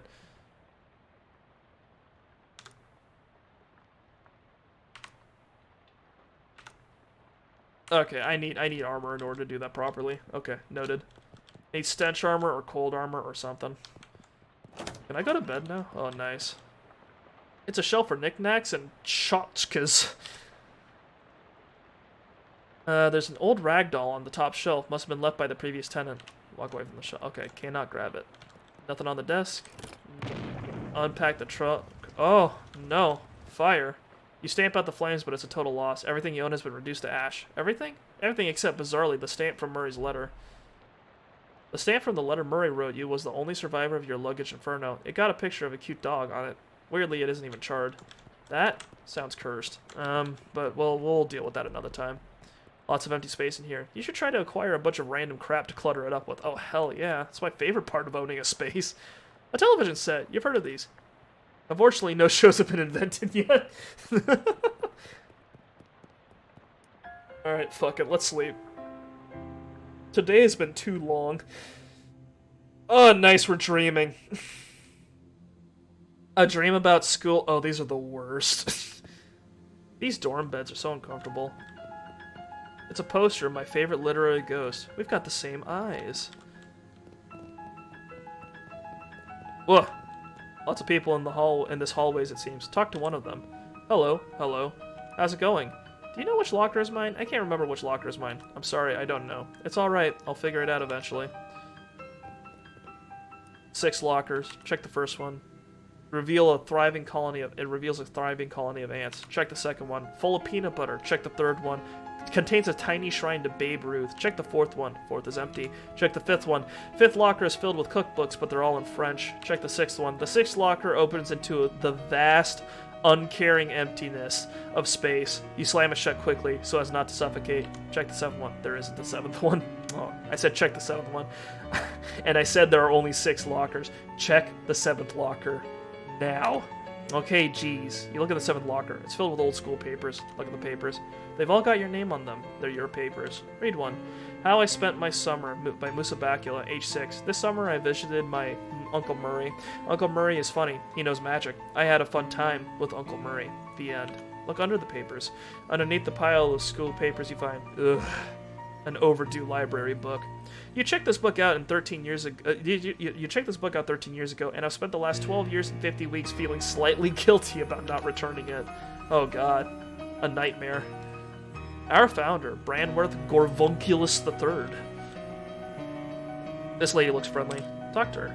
Hello there. You must be. Ah, here we are. Bacula, Musabakula. Yes, I'm Musabakula. I'm your academic advisor. It's time for you to choose your class, but I dropped out. In real life, certainly. You must, however, choose a class. Oh, I get it. This is where I pick a character class. Now then, it looks like there are 3 classes for you to choose from. There's advanced kicking and throwing. This class is for pig skinners. Then we have overview of curd conjuring. This is a class for cheese wizards. And finally, weird time signatures 504. This course is for jazz Asians.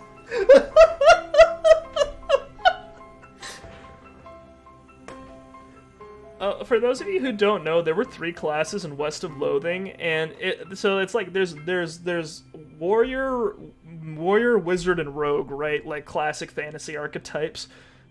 So in West of Loathing, they were cow punchers, bean slingers, and snake oilers. So it seems like the magical food in this game is cheese instead of beans. Well, we've already built up some mysticality, so I guess Cheese Wizard would be the best pick, but Jazz Agent just sounds amazing, you know? Hmm.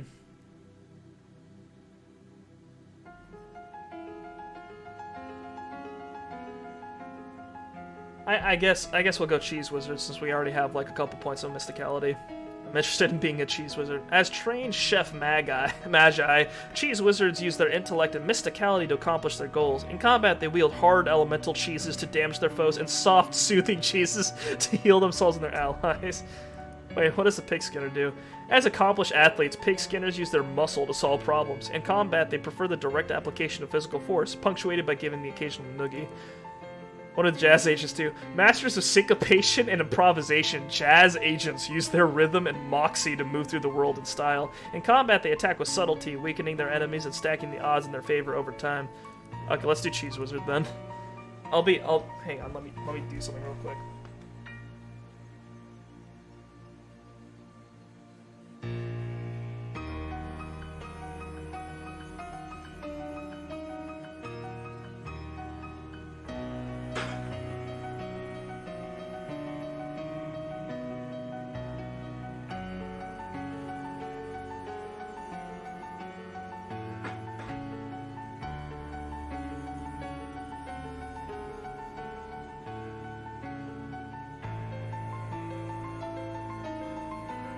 Alright, sorry about that.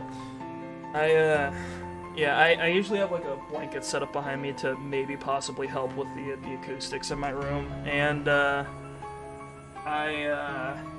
didn't have it set up like up until now, so I decided to finally just do it because it was bothering me. Anyway, I'm a Cheese Wizard now. You're a Cheese Wizard. Brilliant. Now then, there's just the minor matter of your minor. It looks like you've already completed it, but it doesn't say what you studied.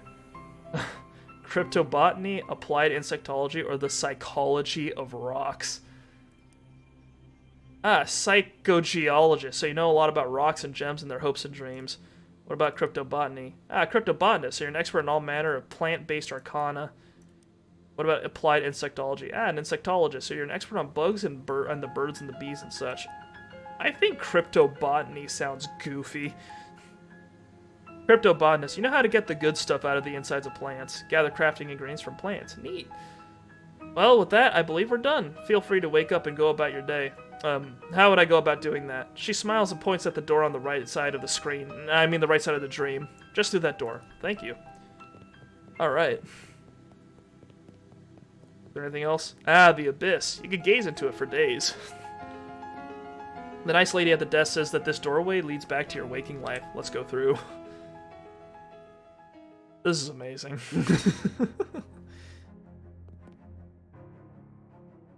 Alright, we are up. You wake feeling surprisingly refreshed. Yesterday's adventures leaving you none the worse for wear. Your effects reset each day. Ah. Oh wow, we've got a bunch of these available now. Anyone can lie, but if you want to be really good at it, you'll need to use a little magic. Interesting.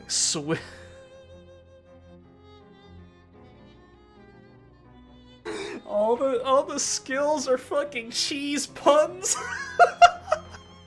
We've got subcutaneous Gouda, blue brilliance, Swiss cunning, fingers of Fontina, mind over Munster, Gorgonzola's guile, pecorino bravado, wisdom of Jarlsberg, Limburg or limberness. That's amazing. Oh my god. I love it. Okay. Wow.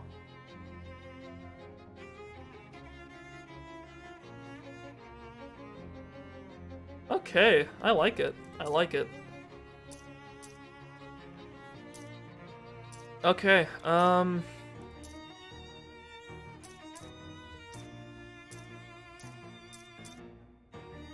you learned some tricks from your friends in the Plantae Kingdom. Plus 5 XP from gathering and plus 3 XP. Okay, I think this is one we're gonna get first. Photosynthetic, because if there's one thing I know, it's that if you pick up an XP boosting thing early, it'll make the later parts of the game easier. So that's what I'm gonna go. I'm always In every game I play, I'm like a late game scale kind of guy. I like doing things that pay off eventually, because once the payoff hits, I'm like, ooh, you know. Oh shit! I can use my controller. Hang on. Oh, nice. There's vibration too. Oh yeah, I'm gonna use this instead. You seem less surprised than I would expect. Okay. Morning, Musa. How'd you sleep? Wait, why are you still wearing those wet clothes? All my other clothes burned up in a freak luggage fire. Aw, geez, that's weird and unfortunate. You seem less surprised by it than I would expect. We've kind of gotten accustomed to weird and unfortunate stuff happening around here. You could pick out some clothes from the shop out front if you don't mind looking like someone's dusty old grandpa. I'll be alright, thanks anyway. Well, once you've got the sleep out of your eyes, I've got another mission for you. Another curse thing? Yeah, I've had my eye on it for a while, but it keeps moving around. Mostly the readings put it at the local speakeasy at the back of an alley at the other end of the block. The artifact isn't there right now, but that's where I'd start looking. Maybe you could pick up some clues? Okay, what am I looking for? It appears to be a watch of some kind. A pocket watch, or maybe a wristwatch, I can't be certain. A watch in the speakeasy in the alley. Got it. I guess the prohibition's happening right now. Well, I think we knew that already. Anything else? You need the password for the speakeasy. It's Fiddlesticks. Also, let me give you this to-do list. It's enchanted to always show you whatever's written on the chalkboard here. To-do list. This little chalkboard is magically linked to the chalkboard next to Jessica's desk. Pretty neat trick. Here's some meat for expenses, too. The army surplus next door should have anything you need in case things get rough. That's ominous, but thanks. Oh, cool, there's a to-do list with your next objective. That's good. This shelf of books wasn't here before, was it? No, the antique bookshelf man came by this morning and Charles couldn't resist the deal. Wow, I can't believe I slept through the antique bookshelf man. And all the books are in Latin. Never learned Latin myself, so who knows if it's the history of Roman Empire we got there or pornography. Could be both. You know any Latin, Musa? Oui. Ah, that's Latin for little, right? So you know a little Latin. Check the books. You select a random book from the Latin language collection. Lorem ipsum dolor sit emet appears to be about the graphic design in the Holy Roman Empire. Hard to imagine that knowledge becoming relevant to your quest, but hey, now you know where to find it. But what's this? You gain an item. Cheeses I've smelt. One woman's tale of her travels and the many terrible cheeses she encountered on them. Grants a combat skill. Queso Fustolento. Fustolento, which deals 5 stun damage. How'd that slip in there? Better take it. Clearly too modern to have any resale value in an antique store anyway. Great. Okay.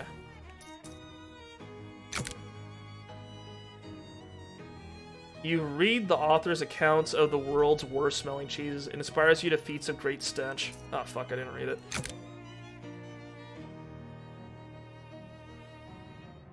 Okay, if I had like 100. Okay, I learned a new spell. I can't like scroll and look at the descriptions of things like while with the controller, so I'm actually just gonna use the keyboard like I was. But yeah, silent cheese, deadly cheese, deal 5 stench damage. I love it. All right, I guess Gabby's still hanging around with us. Chapter 1. Welcome to Ocean City. Ah, cool. If you walk in front of a car and it bumps into you, it honks. That's great. Alright, the newspaper place is still as it is. In the daylight, it's clear this bank has been closed for some time. The door to the bank is fastened with 3 locks. That is the maximum possible level of security. What about 4 locks? In 1928, 4-lock systems were still dismissed as unachievable liberal fantasy. Look under the welcome mat. Not a bad idea, but if you're going to lift the welcome mat, you need to know what you're looking for first. A key? And there it is. The security at this bank is inconsistent. Secureburst Building and Loan kept a spare key under the front door mat. That might have something to do with why the bank is out of business. Use the key. The door's locks are modeled on the monstrous mugs of the great hound Cerberus, 3-headed guardian of the underworld's banking sector. Each of the 3 heads has a name. Phylax, Methapon, and Stinky Pete, and a keyhole deep in its maw. Let's unlock Sneaky Pete. That's strange. The key turns over and over in the lock, but nothing happens. Something sneaky about this Pete, alright. What about Phylax? The head of Phylax lets the key inside easily enough, but offers up incredible resistance when you try to turn it. Heracles would have to use up all 12 labors just to get this thing going. What about Methaphon? Yeah, that's open. The key fits in the hole alright, but it's a labyrinth in the cylinder. You turn and hear click after click, but nothing results. Okay, we need 6 muscle, 8 mysticality, and 7 moxie to get in there. Noted. Let's see, it seems like Cola War Surplus is our store, so we should probably go in there for equipment. The proprietor stands behind the counter. Introduce yourself. Hi there, my name is Musa. Hello, fellow war enthusiast. I'm Herschel. Herschel Wood.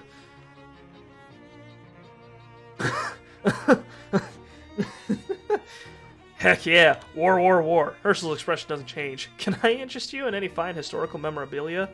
Ask about the dubious grenades. What's the story with those grenades? Oh, they're probably fine. Why doesn't the box say fine grenades then? He looks at the grenades, then at you. Say, how'd you like to do some field research?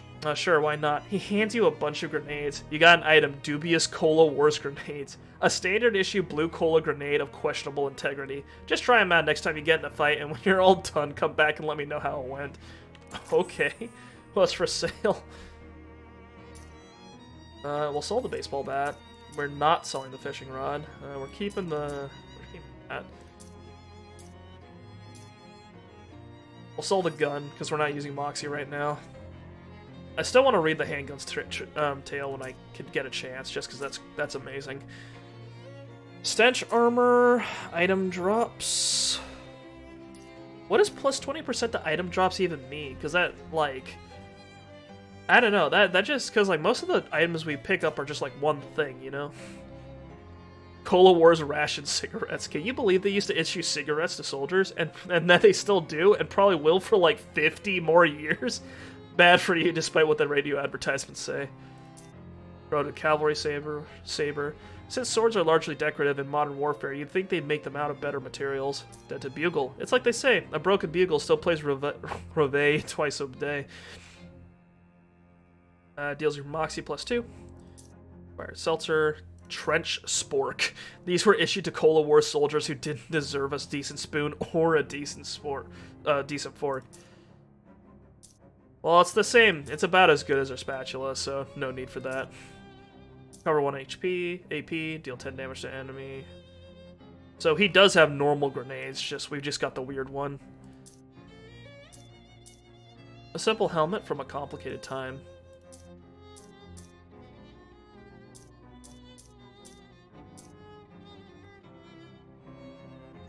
Field Manual, CW401, Culinary Tactics. This Cold War's era army manual ensured that even the soldiers whose entire job it was to feed people were still able to inflict casualties. Grants a combat skill, Parmesan Missile. Deal 3 physical damage and reduce Moxie by 3. Wow. Sleaze armor? Wow. Put out everybody on your side of combat who is on fire. Wow. Oh, it's seltzer that's expired, so it explodes when you open it, and that puts everyone out. That's funny. I guess we'll go for the Culinary Tactics. Parmesan Missile sounds fun.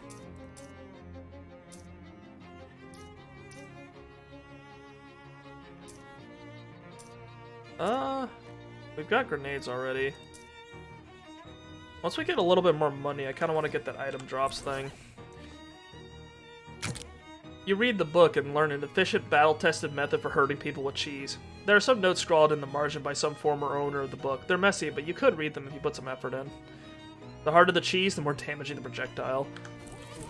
Alright. England bags for army stuff. Dozens of nearly identical books about nearly identical rifles. This is a lot of ordnance for a civilian shelf. You'd think there'd be a law against this kind of thing.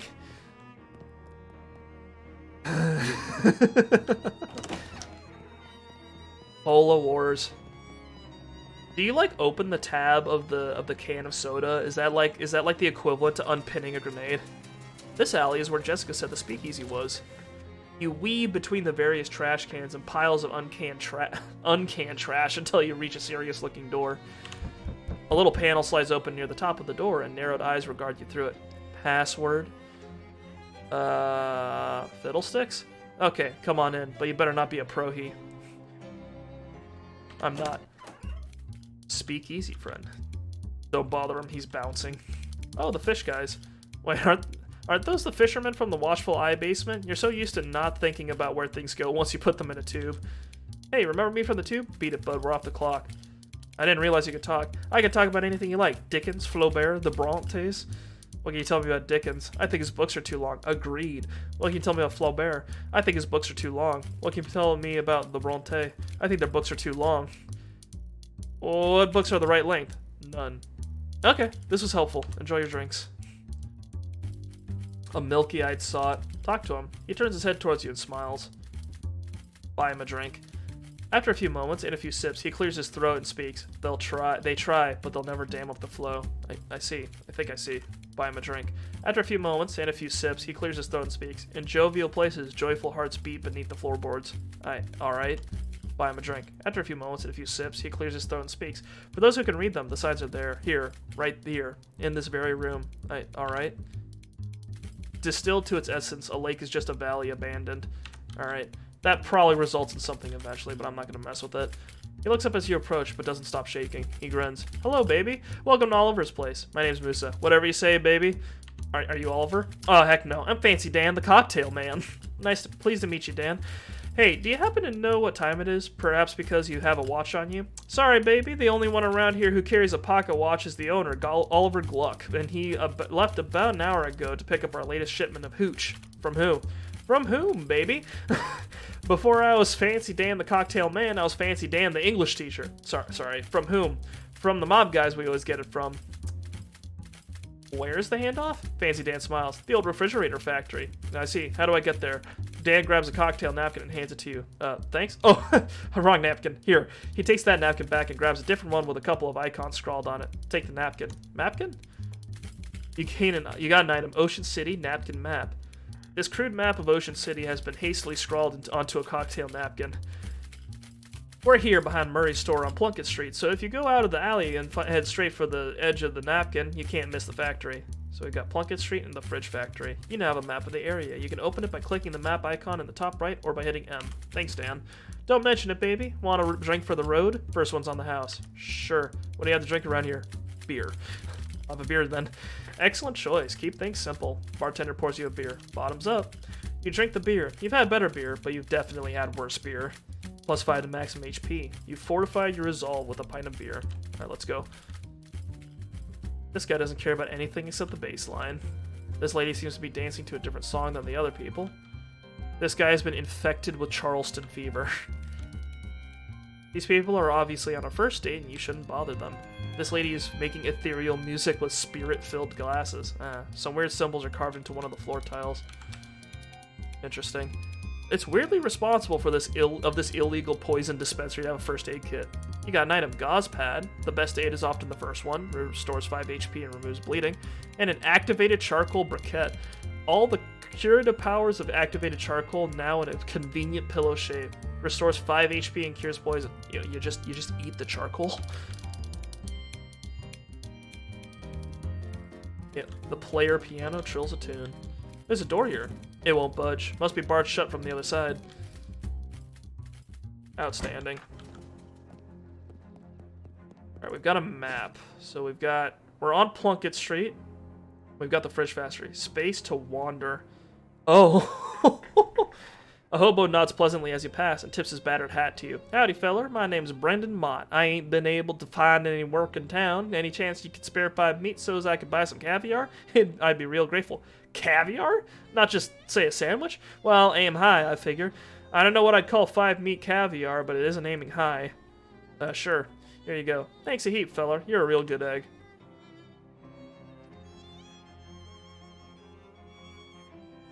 You could just go somewhere random. Well, hey, you encounter a hobo. Do I attract these people? You encounter a hobo who is sauntering down the sidewalk with a bindle over his shoulder, whistling a jaunty tune.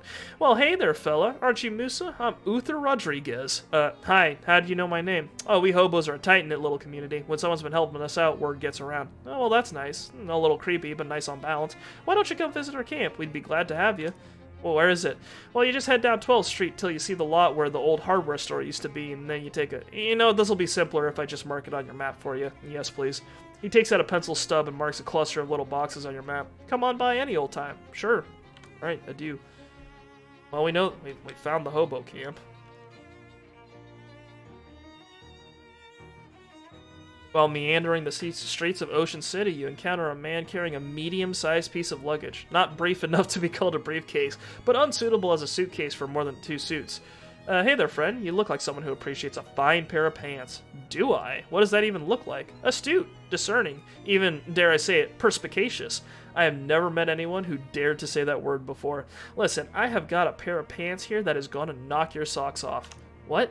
He opens his case and pulls out a pair of slacks that are oddly stiff and shiny. Feast your eyes on these babies. What's up with them? They're waxed, guaranteed grease-proof, and they're yours for only 20 meat. I cannot afford that. I've been giving too much of my money to random people. You're passing up the chance of a lifetime, but alright, maybe next time then. Outstanding. It's Howie, the hobo you met in that boxcar last night.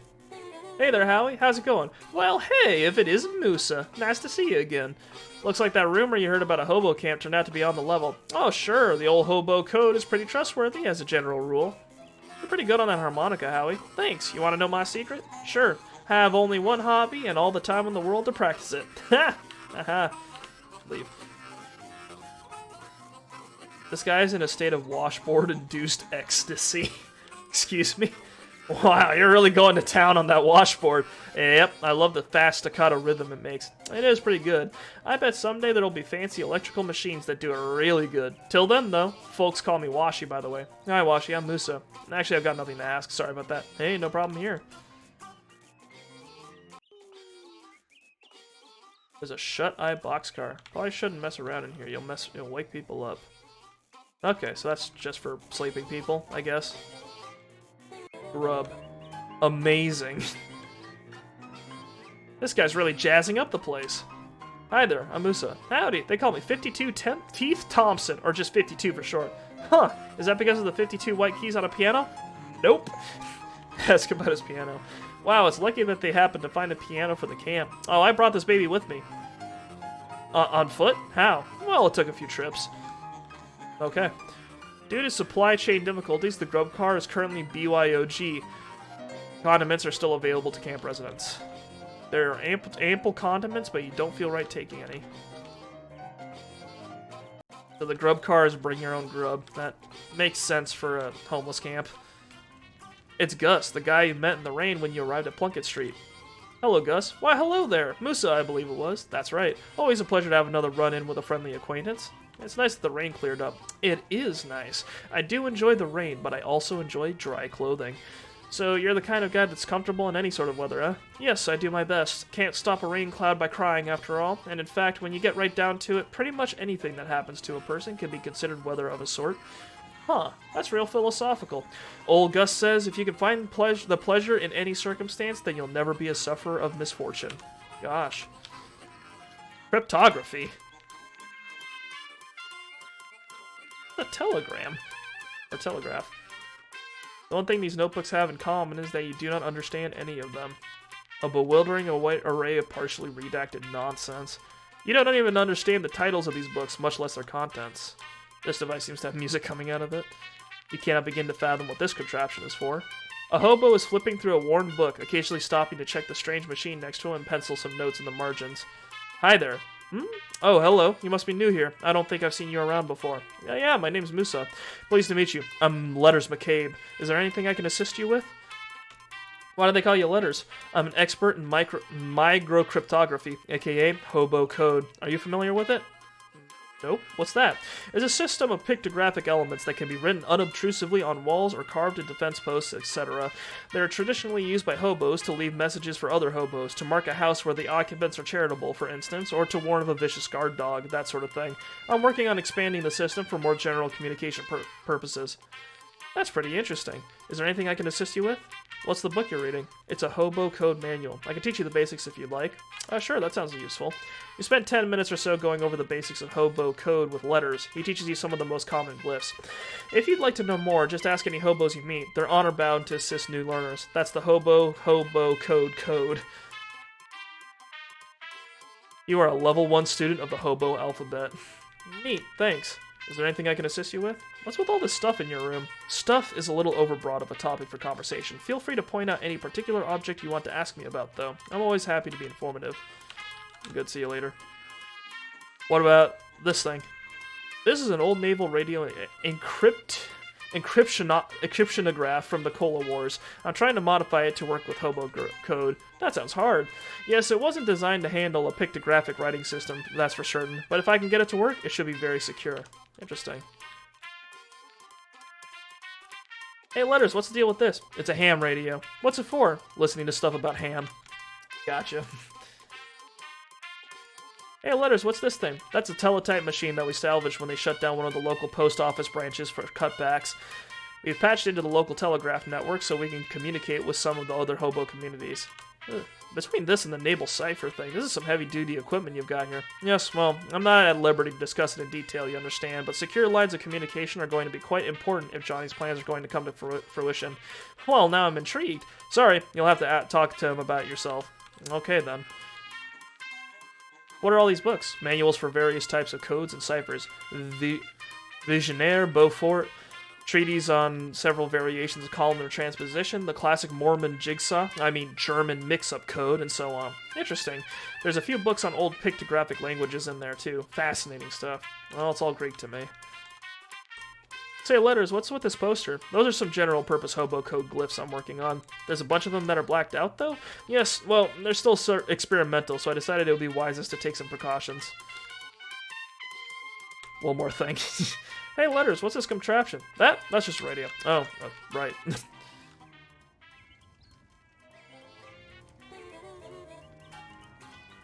Hey, Gus, can you teach me some hobo code? Ah, you're a student of letters and of letters. I'll be glad to help. He searches his pockets for a dry piece of paper, but can't find any, so he scratches some glyphs into the dirt with a stick. Thanks. Maybe Howie's got something for me? Hey there, Howie. Can you teach me any hobo code? Oh, Letters is teaching you the lingo, eh? Well, sure. I still owe you one for dealing with that railroad bull now that I think of it. Hunker down here and I'll show you what I know. Pulls out a battered notepad and a pencil stub and explains some hobo glyphs to you. Thanks. What about the washboard guy? Do you know any hobo code that you could teach me? Sure, I know the word washboard, and some words that kind of describe the sounds a washboard makes, but they aren't really useful as actual words. He teaches them to you anyway. Thanks! I shouldn't be messing around too much in here. Maybe the guy on the piano might be able to help me out. Maybe I can level up. Do you know any hobo code you can teach me? Sure thing. This one here means arpeggio. These two pointy ones are crescendo and decrescendo, and this one here is a treble clef. Thanks. Radical. I know hobo code music signatures now. That's nice. This is a hobo lady that you haven't met yet. Hello there. Oh, well, hello there, dearie. I don't believe we've been introduced. I'm Veronica. Hi, I'm Musa. Can I offer you a cup of tea? It's homegrown, so to speak. You found tea leaves around here? Just about any leaves can be tea leaves with the right attitude.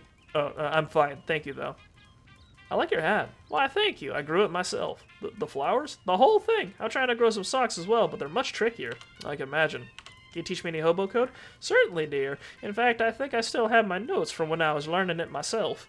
She rifles through her handbag for a moment and hands you an old sheet of notebook paper with some squiggly glyphs written on it. Thanks. This hobo is wearing a handmade tinfoil crown. Hello there, you must be the hobo king. The crown gave it away, I presume? Yep. Well, you are absolutely correct. I am the hobo king, though to foster a more familial air, I permit my subjects to call me Johnny. Nice to meet you, Johnny. I'm Musa. What can I do for you, Musa? I've got a question. Where are you from? Hoboken. Of course you are. Letter said you're working on some kind of secret plan. Oh, did he? He wouldn't say what it was, though. Certainly not. That information is mine alone to divulge. So, will you divulge? You are practically a stranger here. I apologize, but I cannot jeopardize operational security. Shucks. Can you teach me some hobo code? Yes, according to the hobo code, I am of course obliged to assist, but first, let me test you. Convince me of your worthiness, and I'll grant you a boon. I'll get back to you on that. Hey, don't touch that telephone. Royal use only. This phone isn't actually connected to anything. Don't let it hear you say that. Noted. Alright. So we got a little bit of hobo literacy. I still want to get photosynthetic, but I only have 25 XP.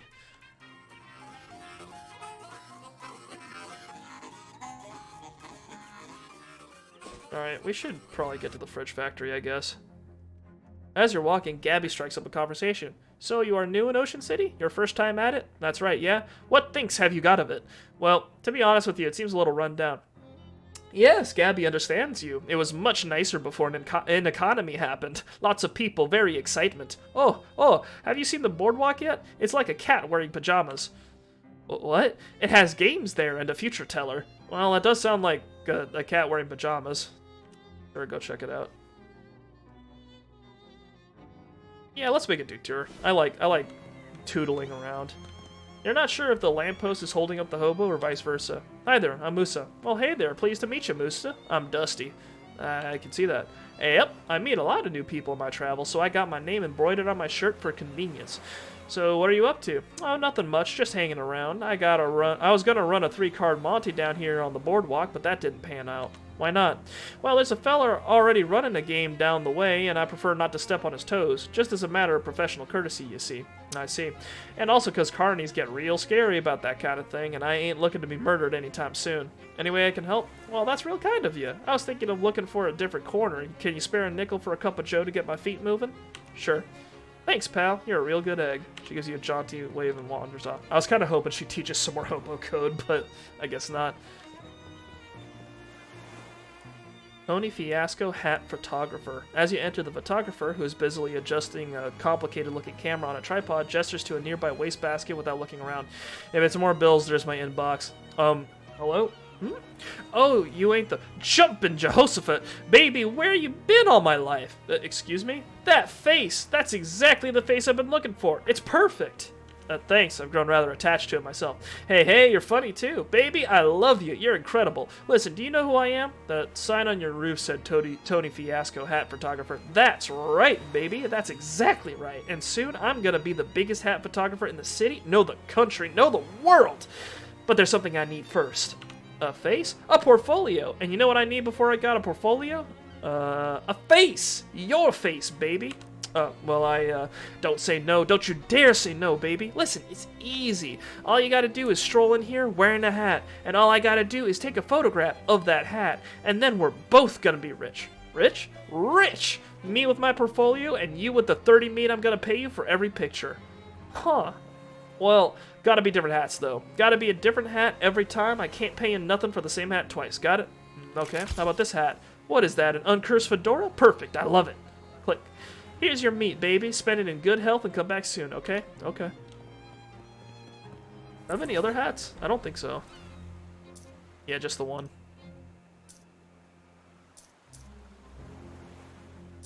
Alright, so we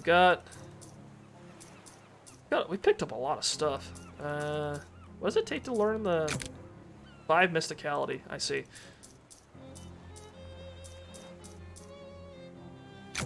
What is in the... You didn't feel like reading it when you were in grade school, you don't feel like reading it now? Well, I guess that book's staying unread then. A grouchy-looking guy is standing under the shade of this tiny building's eaves. He glares at you silently. There's a privatized healthcare station. Cooking for health. Medical Manchego. Heal the target for 10 HP and cure all negatives. I could just learn spells from anything, huh? I'm selling that cheese loaf.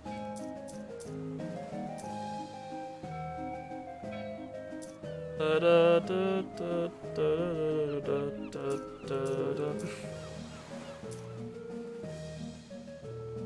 hat to wear if you're planning on sustaining a scalp injury. +3 to maximum HP. Tube of sunscreen increases your hot armor by 3 until you use another potion. Alright, I want to save up for that health spell. That seems like it'd be useful. Game of skills, test your everything. Talk to the attendant. Step right up, step right up. Test your strength and your agility and your intellect. Every winner gets a prize. You there, sir. Care to face the challenge of a lifetime? Only 10 meat. What's the challenge? I'd like to start newcomers off with something relatively easy. All you have to do is guess my age, throw a dart to pop a balloon, and drive a nail into this board with one swing of a hammer. At the same time? That's right. Care to try it? Not right now. So I need 1 more moxie and 2 more muscle if I want to do that. And do we have any, like, effects on? I need a ring, pants, and shoes. People don't wear shirts. Okay.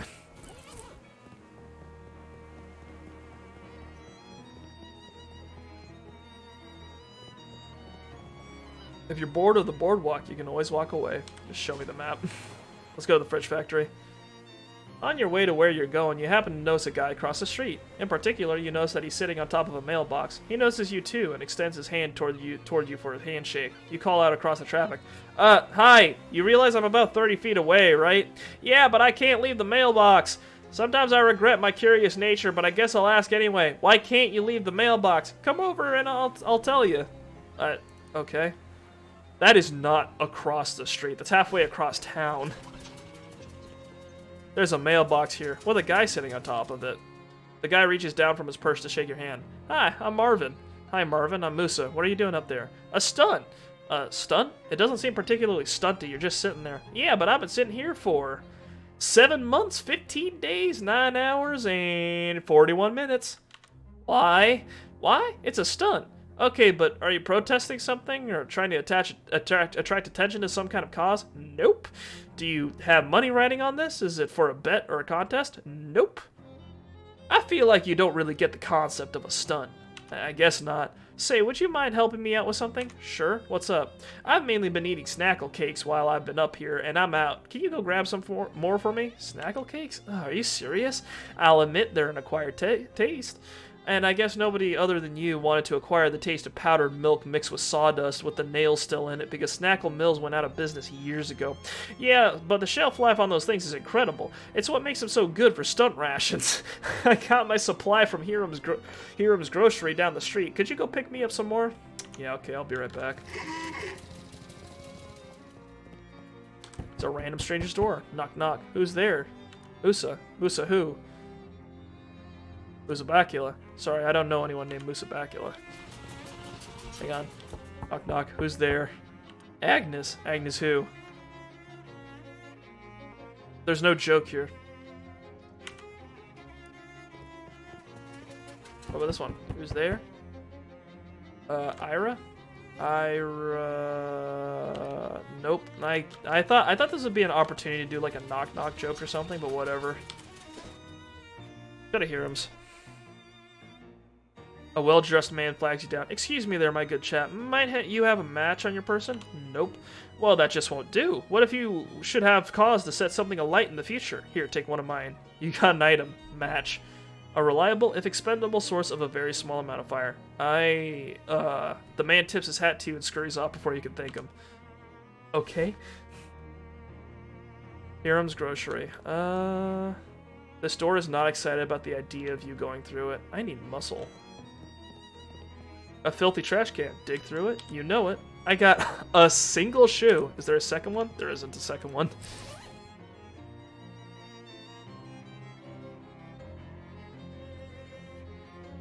The other one must have gotten lost in the shoe shine stand. Saves you the trouble of using both feet for walking. Do I? Ah, yes. I walk weird now. Amazing. A bored-looking hobo lounges against the wall of the decrepit building. Hi there. I'm Musa. Samuel? I'm looking for Hiram's Grocery. Is this it? Went out of business. When? Couple. Have you been standing here that whole time? What are you doing here? Just waiting for what? You're looking for work? Yeah, just for I don't think you're gonna find any work here, considering the store is thoroughly closed. I don't... figure another store... It doesn't look like to me another store is gonna open here anytime soon. Give him some meat. Here, maybe you could take a cab to a different store or something? Well, thank him. He tips his hat to you and whistles for a passing cab.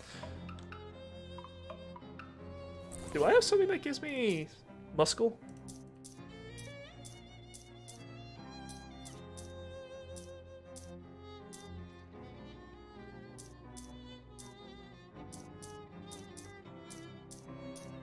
Doesn't look like it. We'll have to come back if I have a crowbar or something. Back to the fridge. Oh my god. 2 goblins wearing shorts with suspenders and carrying... You know those things, those marching band things? They're like an upright harp, except instead of strings, they have metal xylophone bars. Those things. Anyway, these goblins are carrying those and they interrupt you. Hi, hello. Hi, what's up? You are intruding on the territory of the Glocken's Inn. Am I? I don't know what a Glocken is. A Glocklin is. We are Glocklins, we both. We are the toughest of all street gangs in Ocean City. What think you about it? Sure, I guess you do look pretty tough. That's true, we do it. Your xylophones are pretty cool, too. What? Xylophones? These are glockenspiels that we have. Oh, Glocklins. I get it now. I am so outraged over you. I think we shall a mugging do. I guess we're fighting them. Man, it's been a minute since I fought. Oh, these guys are tough. They're gonna kill my turtle? Doesn't know how to play the glockenspiel. They're just going to hit Gabby with it for 6 physical damage. Oh, interesting. So instead of throwing a rocket, now I have a Parmesan missile. 3 damage, reduce their moxie. Did they do? Okay. We'll hit him with the Parmesan missile. Hocus Chedorocus. Oh, nice. He just doesn't do it. He just doesn't do damage anymore. Radical. Dubious Cola Wars Grenade. Toss it at Gret the Dinger, dealing 10 physical damage unless it malfunctions, in which case, who knows? Okay, it hurt me.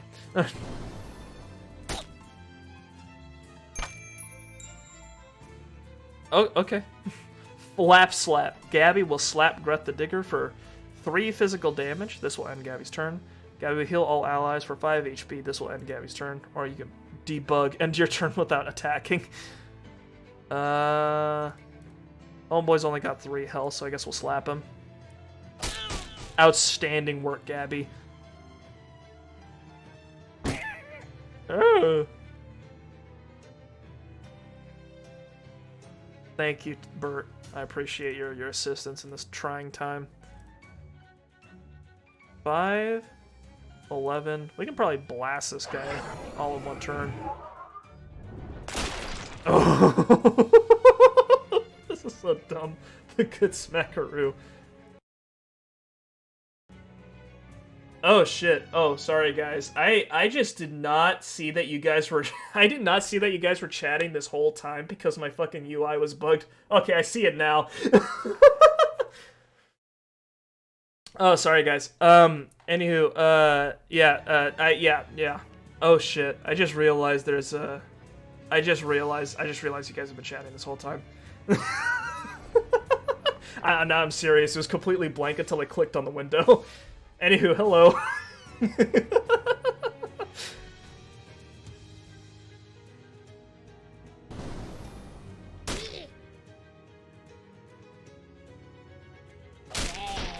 Yeah, I don't know if Muga Mashuk is still here, but yeah, I do know about the Book of Funny Walks at the beginning of West of Loathing. That was pretty funny. Bert the Turd grows stronger. +1 maximum HP. You won. That'll teach those goblins to do whatever they thought they were doing. Glocken Mallet Ball. This used to be part of the Glockenspiel mallet. You can't make music with it anymore, but you could still probably put somebody's eye out. Deals 3 magical damage and reduce target's moxie by 3. Got XP, got 11 meat, and our turtle is now more powerful. I've had the stream on in the background for the most part, but yeah. Wow, that's a whole gang of toughs. One of them has a fucking shotgun. Oh shit. Hang on. Why does this game have HDR rendering? Whatever. Hello? Whoa there, buddy. This is a private party. Club members only. Yeah, like you said, club members only. What kind of club is it? It's the fraternal order of people who bribed us more than we're earning as gate guards. He's just armed with a gun. Yeah. It's the FOPBUMEGG, the Fop Bum Egg. Fop Bum Egg, I've never heard of it. How do I join? What are you, thick? I'd have thought it was obvious, pal. You give us meat. How much? 500. Yeah, 500 meat. Clancy, I told you to knock off that repeating business. How am I supposed to come up with 500 meat? Ha! You could try panhandling with the other bums over at Goldthwaite Park. Where's that? It's just north and west of here. You can't miss it. Yeah, you can't miss it. For the love of Mike Clancy, dry up. Alright. Hang on. I want to go to the hobo camp to see if we can... You take a wrong turn into an underground coffee house just as a thinly mustachioed man demands any decent person to defend the formal vulgarity of Joyce's Ulysses. I am avoiding this encounter. I ain't Joyce's Ulysses can defend its own goddamn self. I'm not doing that. Oh, nice. Hi there, Dusty, right? That's me. And your name was Musa? Got in one. Great. How you keeping, friend? Oh, no complaints that would make any sense to describe. Got any hobo code tips to share? Oh, Letters gave you the lowdown on the code, eh? Sure, I can teach you a character or two. She pulls an old copy of the racing form out of her pocket and scribbles some glyphs in the margin with the pencil. Hobo code knowledge increased. The hobo you met at the abandoned grocery store is slouching around and generally staring off into space. Hi there, Samuel. How's it going? Doing fine, thanks. Do you have any hobo codes to share? He fishes an old store receipt out of his pocket and draws some very small symbols for you to squint at. Thanks. Were you able to find any work? That's a shame. Yeah, right. Yeah, don't let it get you down. Alright, see you later. Alright. Hobo camp's coming into shape. Do you like me yet? Still doesn't like me. Tragic. You hear the ringing of cathedral bells and turn to see their source. Unsurprisingly, it is a cathedral. Unless you're just naturally surprised by cathedrals. They're so big and pointy and could be hiding around any corner. Let's go check it out. Wow, I heard that cathedral from a while away.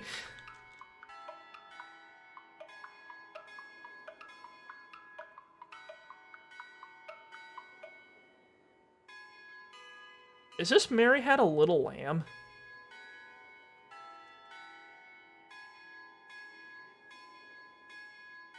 This was white as snow. Wow. Hey, this looks like hobo code. The code says meat stash, 4th tree to the left of church, back row. 1, 2, 3, 4. There's a little hole in this tree. This must be what that hobo code was talking about. It's a wallet. Thanks, kindly hobo. The hobos are looking out for me. Maybe there's some meat left in it. You rifle through the wallet. There's nothing interesting in it, unless you're interested in a bunch of meat. You get 73 meat. I'm in the money. Amazing.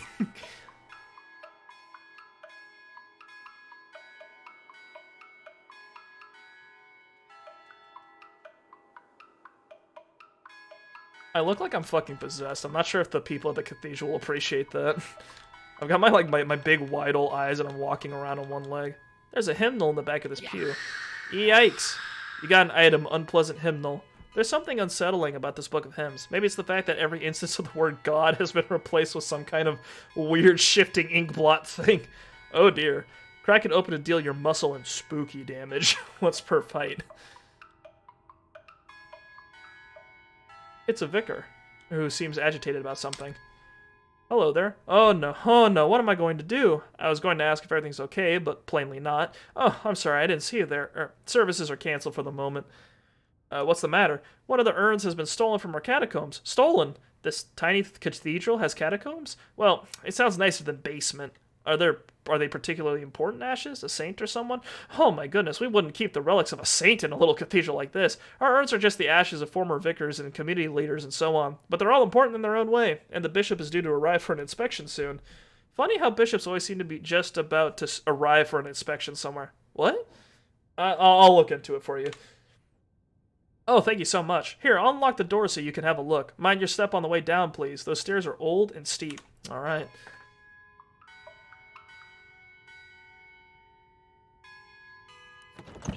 Ugh. Got a lot of meat. I could probably get some more equipment if I'm running into any trouble. I've also got 30 XP. I really want photosynthetic. It's the guest book. The last 3 visitors were Donk Hufferby, visiting from Saskatoon. Well, that seems like a dead end. And they sure have some weird names up in Canada. Ah, yes, Canada. That country that exists. Charles Wallace on 111 Plunkett Street. Huh, that's the address of the antique store. You'll have to ask Charles about that next time you see him. Captain Augustus Dirch, 23 Kerwin Avenue. This one might be worth following up on. Sign the book. You sign your name and address after all the others. Nice. Got another manhole cover. It's a big crate full of identical empty burial urns. Must be spares. You know, I might come back to this moss once I'm able to, like, get XP for it. I wanna maximize my XP gains. There's Dirch's house. Hang on. I've got 100 meat, so I can get that healing spell now. You hear a wet, burbling noise coming from an alley, and cautiously peer around the corner. Two more of those weird fish-headed guys are rooting around through the trash cans. You don't think they're the same ones from before, but since you're not hugely familiar with anthropomorphic fishmen, it's hard to be sure. One of them suddenly looks up and blinks in your direction. Crap, did it see you? We could fight them. Let's sneak past them. You quickly duck behind a mailbox as the fishman wetly plods to the mouth of the alley and peers around. Then it shrugs and returns to its rummaging. Woo!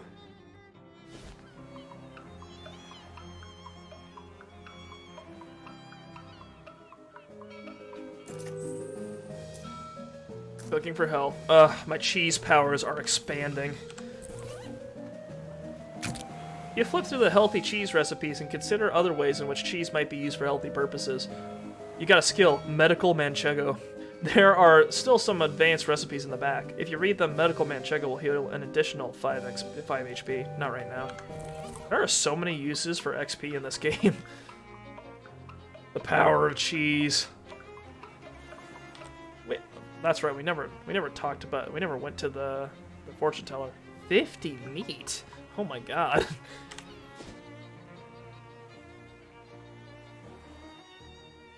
You find your path unexpectedly blocked by a huge pile of junk. A broken down car, a busted lamppost, a couch with the springs poking out of it, and a wide variety of other assorted trash. Jeez, what happened here? Oh, Gabby has a memory of it. There was an accident a coupling of weeks ago. That car had a tire break and smashed on the lamppost. That explains the car and the lamppost, but why are they still here? And what's with all this other junk?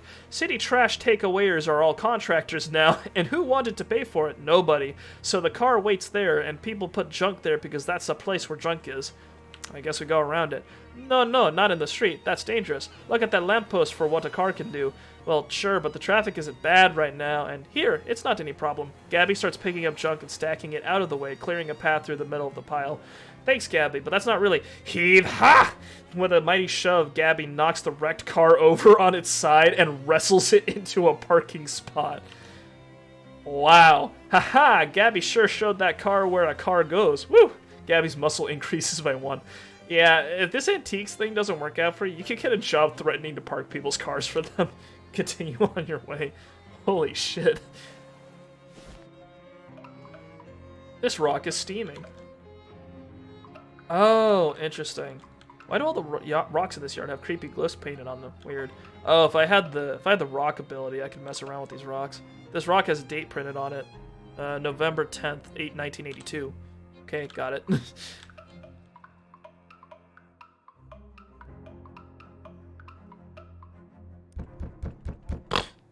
What was it?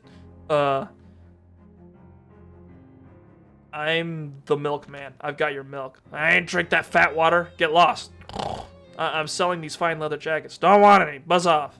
I'm from the Municipal Census Bureau. There's nobody here but me and these 4 urns. Urns? 5 urns. Go away. Congratulations. You won a sweepstakes. Fat chance. Never won nothing. Didn't. Hello? Didn't enter no sweepstakes. No how. Scram.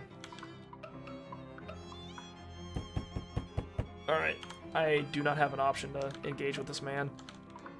November 10th, 1982.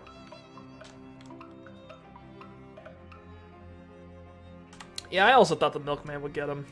Not sure what kind of man is not richly enticed by the promise of milk. The thin, nervous-looking man in a suit stops you. Excuse me, sir. Do you fear for your safety in this dangerous city full of hoodlums and criminals? Well, I didn't until you said that. I ain't afraid of anything, least of all death. I carry 3 spare changes of underwear, and I've already used 1 today. We'll say, well, I didn't until you said that. Then it's a good thing you met me. I have the solution for you right here. Oh, what are you selling? He holds up a small case and opens it, displaying a selection of the tiniest pistols you've ever seen. Derringers! With one of these up your sleeve, in your sock, or wherever you can think to hide it, a personal self-defense is right at your fingertips. Huh. Are concealed pistols legal in this state? What? Probably. Sure. How much? Yours for only 30 meat. No thanks. What is that? It's a Moxie weapon, so no. Alright, well, if you get murdered, don't come crying to me, unless it's to buy a Derringer. Okay. The park groundskeeper is inspecting a clipboard with the panicked paralysis of someone who has so much work to do that he can't do any of it. Oh shit, I've been there. Hi there, is something wrong? Huh? Oh, sorry fella, I don't want to seem rude, but I'm much too busy to chat. I'm stuck running this place by myself and there's about a million things to do. Well, I could use a little extra pocket meat. How about I help out? That would be great, except that new city regulations disallow hiring random part-timers. Since this is a municipal park, only official government contractors are allowed to work here. There's a law against side quests? Why? Just to be a thorn in my side, as far as I can tell. It's not like any of these tasks are dangerous or anything. You got kind of a cagey look on your face when you said that. Okay, well, 2 of them are dangerous, but that isn't even half, and I submitted a request for help weeks ago, and I still haven't heard anything back. Well, you're in luck. I just happen to be an official government contractor. That would be terrific, but I am going to need to see some proof of that. You wave your hand in front of the groundskeeper's face. You believe that I am an official government contractor. Well, you do have the official government contractor wave down pat. That's good enough for me. Great! What do you need me to do? Well, that depends. What kind of contractor are you? I'm, a landscaper. Perfect! Our carnivorous plant exhibition in the botanical gardens has gone out of control. Huh. When you say out of control, as in this is less a job for pruning shears and more of a baseball bat with nails in it. The groundskeeper unlocks the maintenance shed behind him. Can't promise there's anything you'll need in here, but feel free to borrow whatever strikes your fancy. Right up my alley. A shelf laden with miscellaneous junk. You scour the shelf for anything useful. I got a match, which might be useful for dealing with plants, and a battery, which is... Portable battery technology is in its infancy, but the fact that something is an infant has never stopped you from carrying it into dangerous situations before. Oh dear. 1 AP. 8. It's a shelf full of various herbicides and weed-killing chemicals. Don't I need those? Park maintenance logs. They wouldn't be interesting even if you weren't just pretending to work here. A plate of homemade cookies. Oh boy, oh boy. This has more charm than those newfangled factory-made ones. Increases your physical armor by 1. Nice. It's a locker, but it's not locked. Ooh, a pair of spare overalls. You can tell they're spare because they say spare on the name tag. They're comfortable, and they're durable and comfortable, but they wouldn't be appropriate for a fancy gala. Luckily, you're unlikely to be invited to any fancy galas. We've got more health. Nice. I'm wearing a fedora and a pair of overalls. I am a fashion icon today. Botanical garden to the left, Statue Plaza to the right, Fountain Plaza left. Lepidopteratorium and the Science Center up. Wait a minute, this Potentilla fruticosa isn't supposed to be potted in sand. Oh wait, it's not. Someone just discarded a pair of sandals in the planter. There we go, unlock the door for you. Sign about this point. Right. Can I get that one thing yet? I've got 38 XP. Okay. This is rock stuff. You enter the botanical garden to find it overrun by dangerous-looking weeds. Maneaterus chompetarius, to be precise. You know this detail because you minored in cryptobotany. That's the power of education.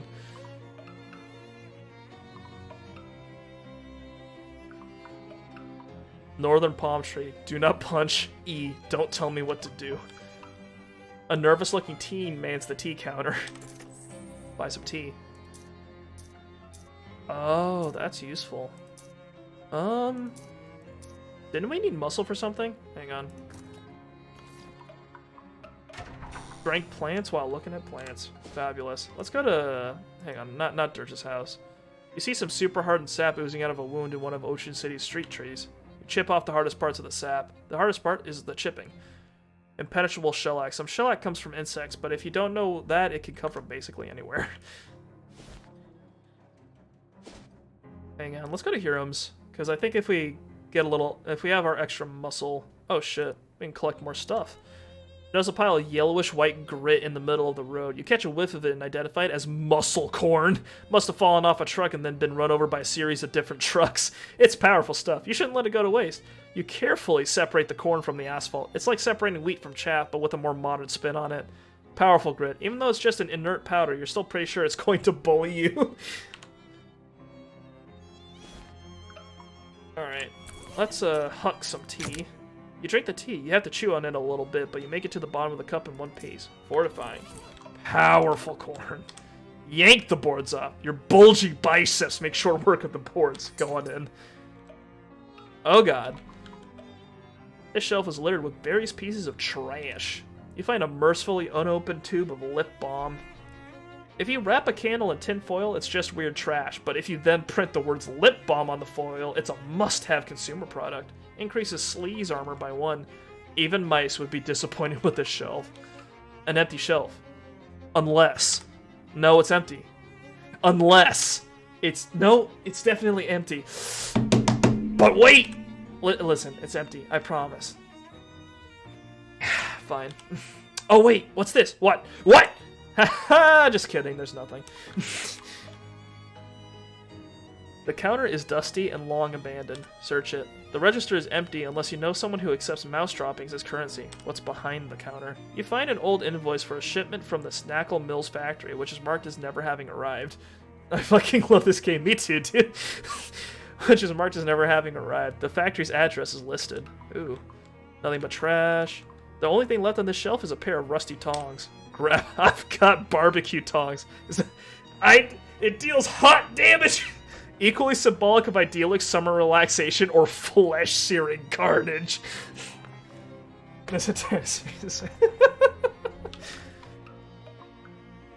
I now have the power of fire.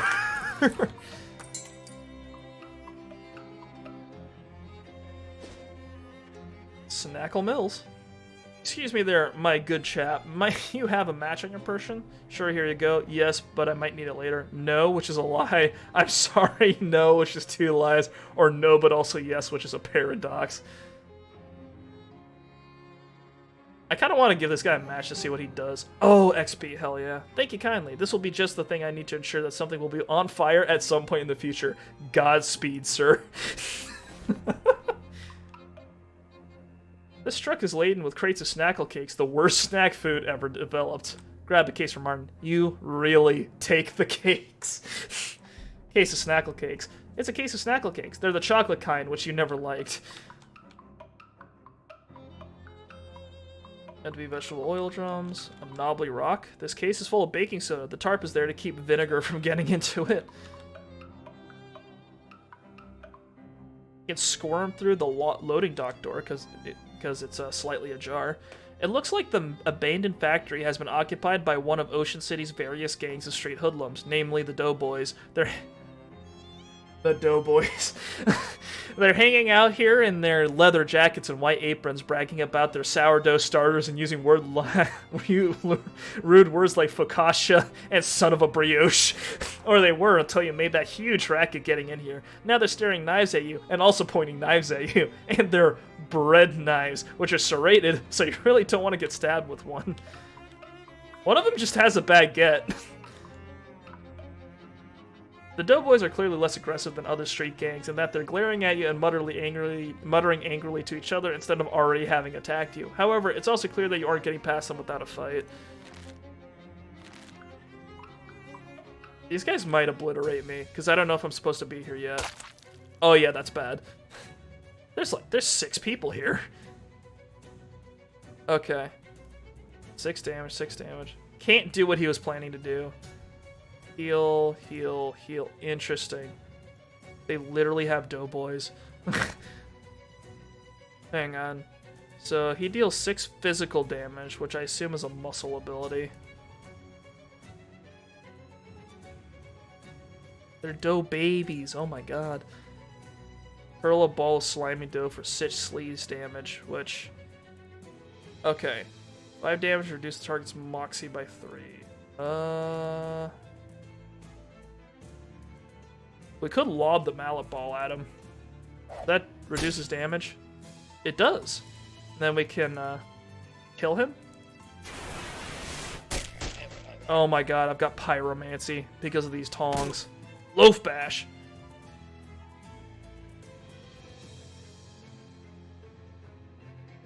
Sends the bonk Gabby, reducing all of her stats by 3. Holy shit.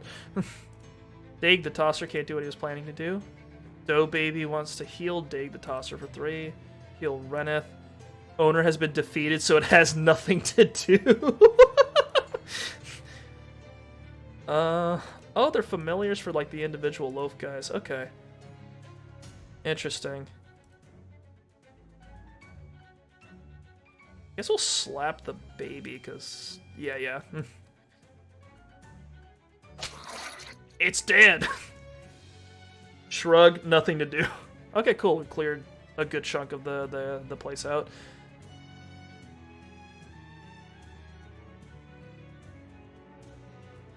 Alright, is this gonna deal 10 damage? Outstanding. This man is dead.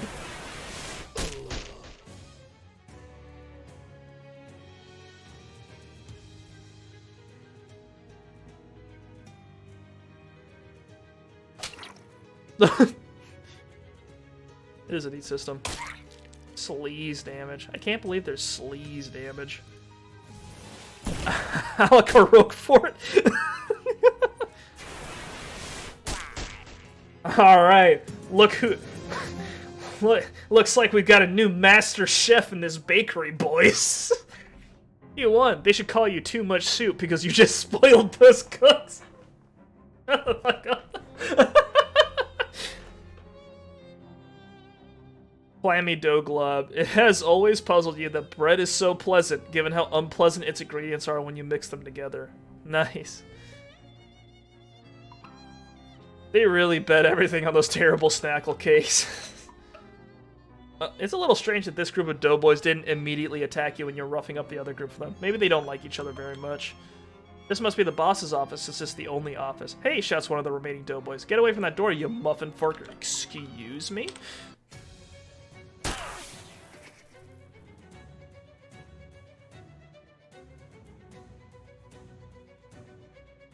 Oh, these guys are a little tougher.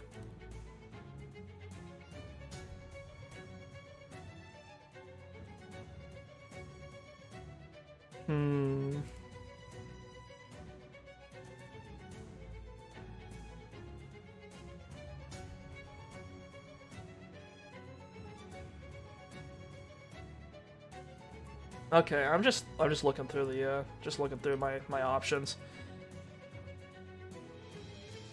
What did you say to me, you loafhead? Whoa. Okay, so these guys do magic, and this guy's muscle, I'm guessing. Oh no, they have stench armor.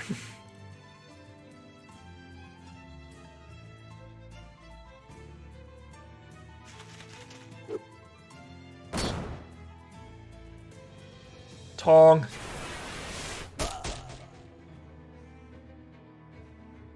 Loaf bash. Outstanding.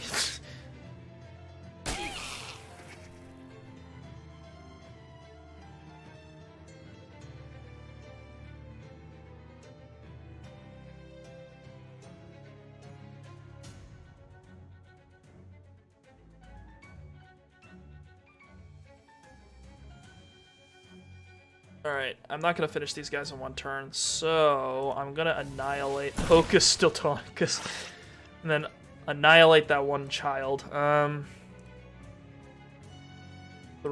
This does 6 hot damage, so we could toss another grenade, or toss this like lump of flour, or we could just burn him.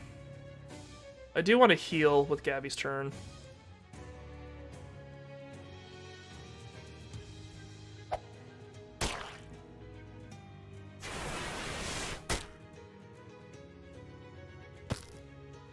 Ugh, her stats.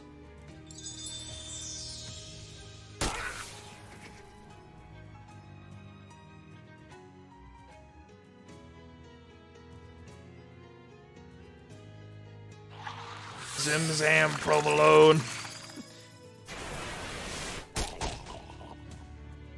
This combat system's goofy.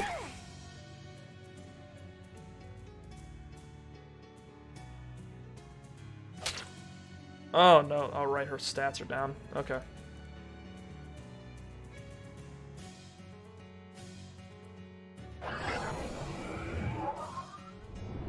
I fucking love the Swiss cheese just coming from the heavens. This grenade gonna work? It's like a toss-up. Oh, outstanding. Alright, execute this child.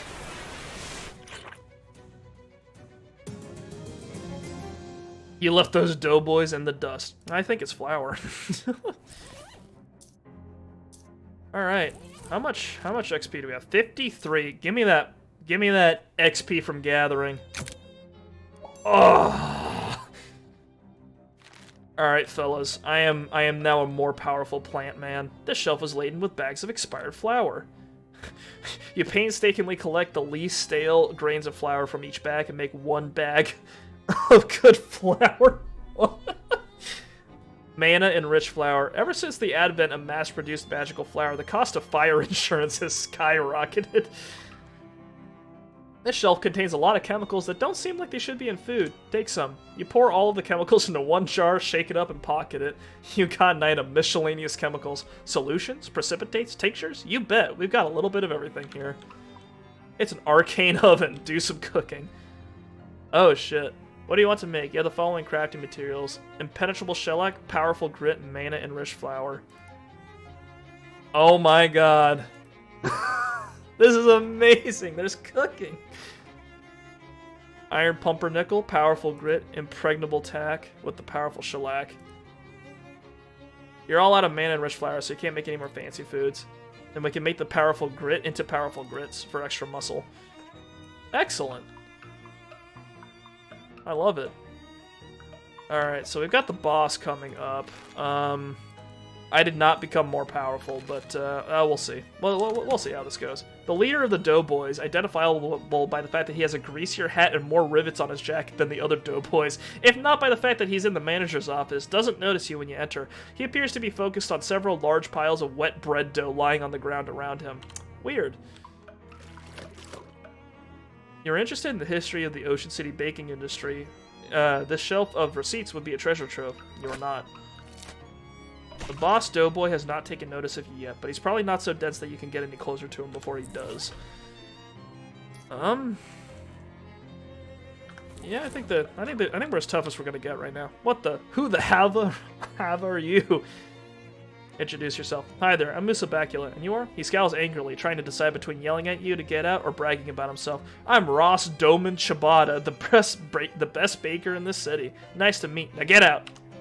What are you doing with all these piles of dough? Not that it's any business of yours, but I'm perfecting my recipe for bread golems. Soon I'm gonna be running this town. Oh yeah? You in what army? Me and my army of bread golems. Were you not listening? I probably shouldn't let you get away with this. You'll be lucky to get away with all your arms and legs. Rise, my minions! Rise! He waves his arms wildly, and the bread dough around him congeals into two large bread golems. Oh my god. Not the turtle! Everyone goes for the turtle first. I'm so sad.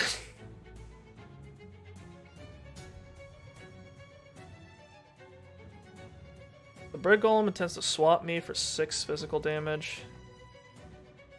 Hang on. So, swap Gabby for 6. Okay. Robertha the dough baby intends to heal Ross for... Okay, we should probably clear out these minions first. Unless Ross summons more, which would be bad.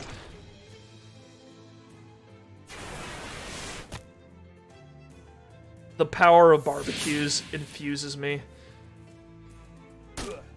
He conjured a loaf of bread. Amazing.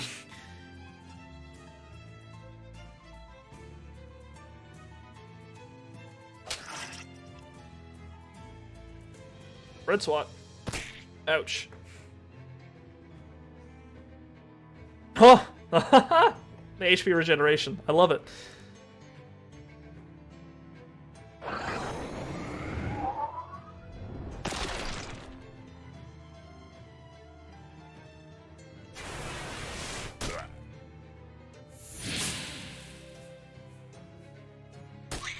Ouch. Alright, it's just us and Ross.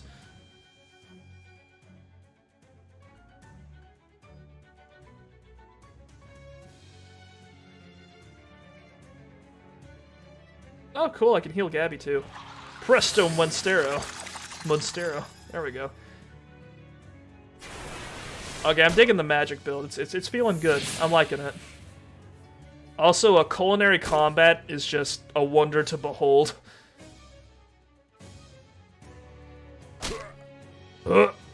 Alright. I think we got this guy. Outstanding. We've got Shibata's pants, +1 mysticality. What appears to be a pair of white pants is actually a pair of brown pants that are completely covered in flour. I have 3 units of mana-enriched flour, and Bert is even more powerful. Outstanding. You won. Looks like those golems were only half-baked. Oh. Ugh. What's in the boss's desk? 80 meat and a dough baby. A dough baby recipe. I can create a child.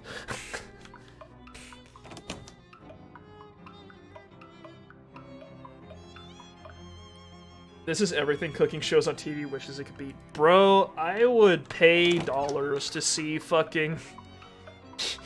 Could you imagine a show, like a cooking show, where like you have a bunch of chefs and they're cooking, and one of the chefs goes, "Oh no," and then like a fucking like chili, like an animated chili monster like climbs out of her pot, and then Gordon Ramsay's like screaming at her, that's calling her a dumbass while he beats the thing over the head with a spatula. I'd fucking pay money.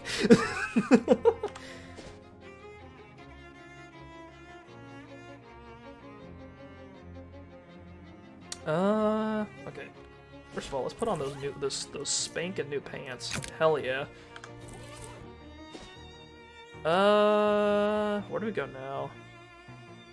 Let's go back to the cathedral. I would pay real dollars for that same.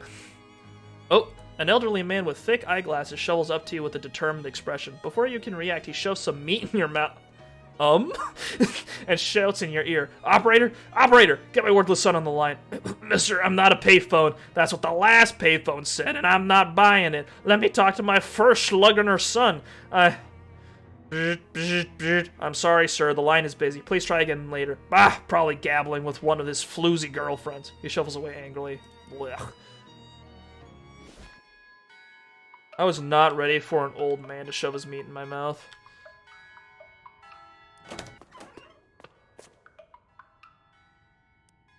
You scrape the moss from the wall, it sublimates with an eerie wail. Eldritch mist. The world is full of vapors. Most of them are benign, but some of them are terrifying. This is the terrifying kind. I gained 5 XP. I can feel it. Dude, one of the few other games I've played where there was like an atypical XP level up system was Disco Elysium, and in that game, if you picked up a thought that made it so that you got XP under certain circumstances, that shit was busted. So I kind of hope the same thing happens here. Let's go back to the park. In an alleyway, you encounter some poor street urchins struggling with their math homework. Tutor them. You give the kids a few pointers about math, and the insults they hurl at you in reply do nothing to diminish your sense of smug satisfaction. Gain 5 XP. My intelligence is paying dividends, everybody.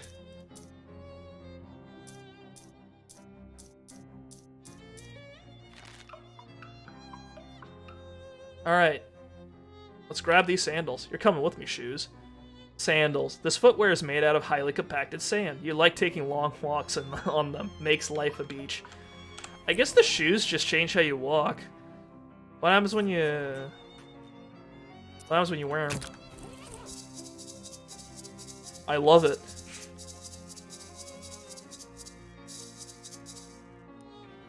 Rosetta 2 Goldthwaite Park, November 13th, 1922, by Margaret.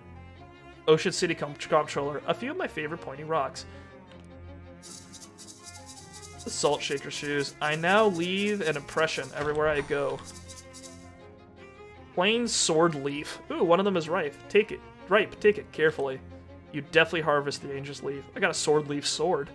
A leaf from the Gladiolus gladius plant. It is extremely sharp. Deals your moxie +2 physical damage and causes 1 bleeding. Interesting.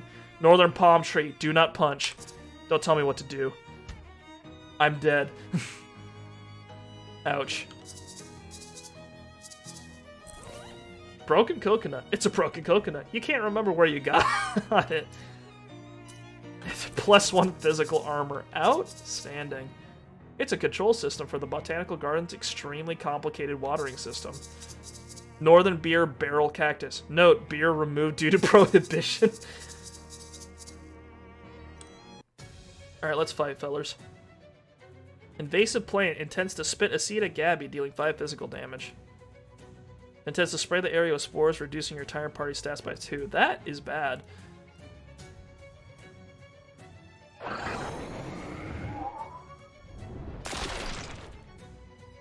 Bong. Patui. Ouch. Wow, Gabby just slapped that thorny plant like a fucking champion.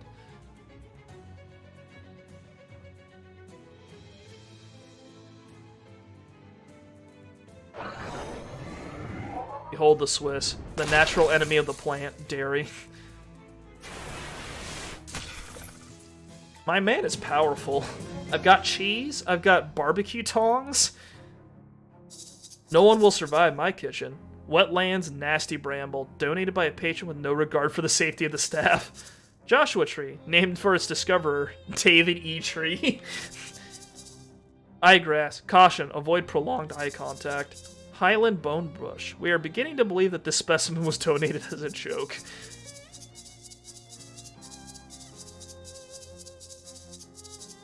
An extremely relaxed teen mans the tea counter. I love the attention to detail.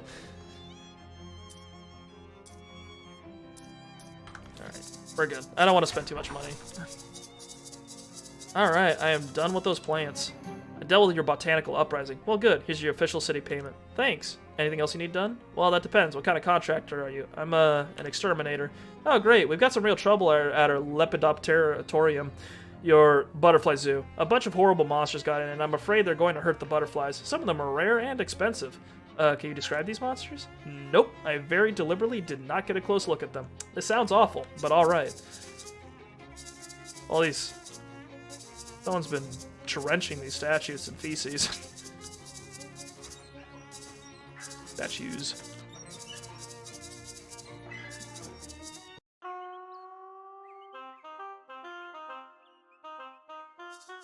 Well, this hobo is really going to town on that oboe. The oboe hobo. Hey, mister, can you spare a little meat? Sure. His eyes brighten. Thanks again, my man.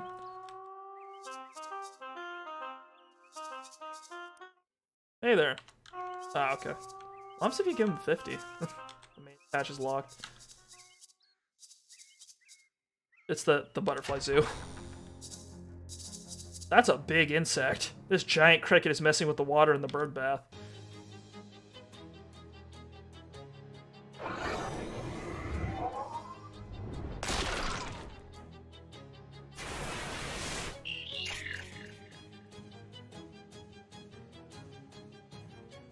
Smack.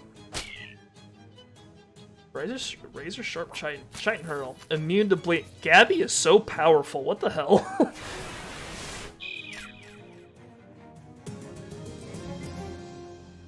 You have successfully exterminated 40% of the giant crickets. Excellent. These two giant crickets seem to be having a silent conversation. Oh my god. Wow, he attacked my AP. That's like really shitty. This one wants to kill my turtle. Hang on. Grenade? These grenades are being good to me.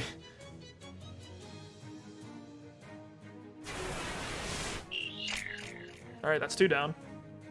Gabby does not bleed. Gabby is immortal. Gabby is beyond our mortal reckoning. Ow. Hell yeah. Bertha Turk grows stronger. This must be where the butterflies sleep and dream that they are Zhuangzhou.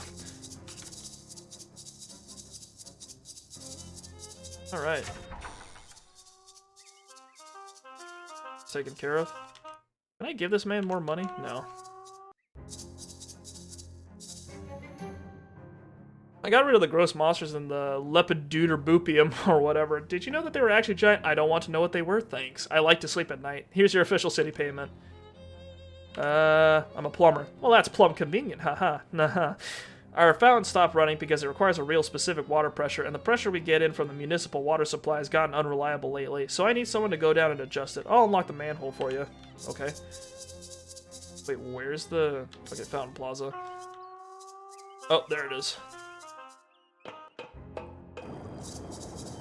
The gauge reads 57 gallons a minute. Stop messing with these switches. The fountain does not work unless the pressure is exactly 40 gallons per minute.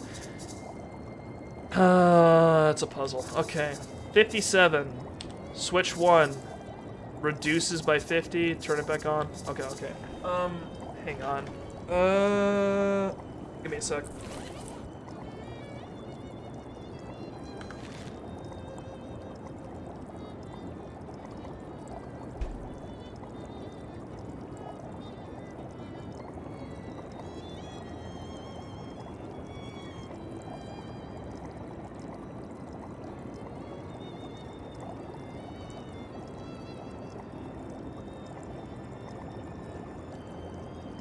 Okay. Hang on, I've got an old notebook. Alright, so we've got 5 switches. 1, 2, 4, 5. First one is 50 gallons. Okay. That's 80. Back down. Okay, second one is 30. Third one, 72, 57, so that's 15. Yeah, 15, yeah, 15. 4 is 50? 57, so that's 7 gallons. 5... is 3 gallons. 3 gallons. So 60 gallons per minute. 57. Okay. We're at 57. We need to get to 40. So that means we need to go down 17. So we need minus 17. We've got a 3. We've got a 7. Okay, 17. So if we do minus 30, that'll mean now we need plus 13. We do minus... Wait, hang on. Minus... Okay, so goal 57 gallons per minute. We need to do negative 17. Fuck, I'm not good at math.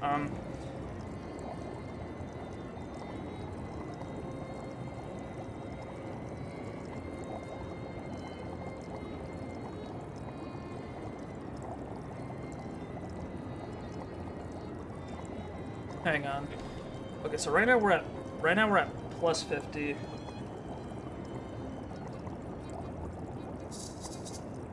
Okay, noted. Gotcha. So we can subtract by 50, add by 30, add by 15, subtract by 7, or add by 3. So right now we're at 57. Let's add by 3 real quick. So now we're at 60.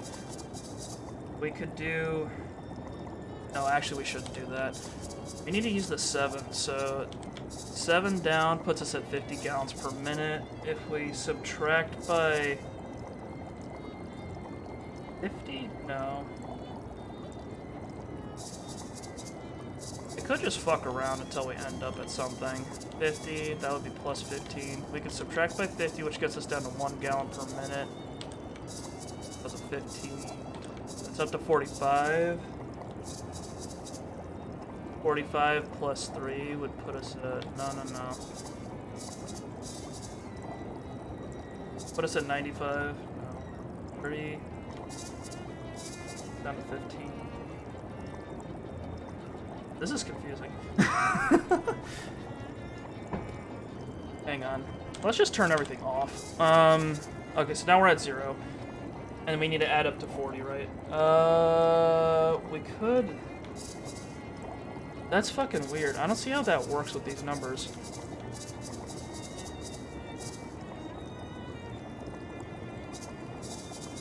We could do plus 30. Plus 15? No.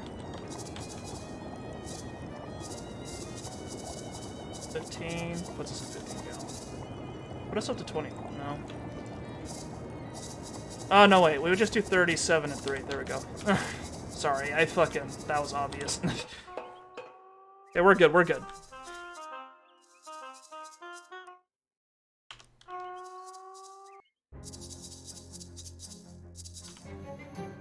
Alright, it's all done. I'm a security guard. That's awfully humble for a police officer. What? I mean, since the municipal police force was entirely replaced with contractors, you might as well call yourself a cop, right? All the rest of them do. But anyway, that's neither here nor there. There's a hobo that's been hanging out by the park fountain. I'd like you to move him along. Is he causing trouble? No, not as such. Everyone likes him, but busking in the park is against city ordinance, and rules are rules, you know? Alright, buddy. Hey, I need you to leave the park. You what? Yeah, sorry, but the caretaker says you've got to go. There's a city ordinance against busking here, he says. Huh, funny how that only starts getting enforced after I stop giving that bozo a cut. Of course, you and I both know only the police can actually run me off out of here, and you ain't no flatfoot. This is true. I can make it worth your while. Aw, shucks, friend. I suppose I owe you a favor anyhow, so don't worry about it. I can find somewhere else to honk this horn. Oh, thanks. Alright, that's taken care of. I got the hobo to leave. Did you beat him up? What? No. Are you sure you were a cop? Haha, just kidding. Here's your official city payment. Thanks. Anything else you need done? Well, that depends. I'm a statue polisher. Oh, thank God. I sure wasn't looking forward to that job. I think the birds must be eating leftovers from the old Snackle Cakes factory. It's horrible. Here's a rat. Here's a rag. Got a statue wipe and rag. Stench armor. Okay. I have stench armor, don't I? Or something I can give it? Let's check. Physical armor, sleaze damage. Hang on. Food. Oh, that's it? Okay. Oh, I've got physical armor. Sleaze armor? Oh, no. Oh, no.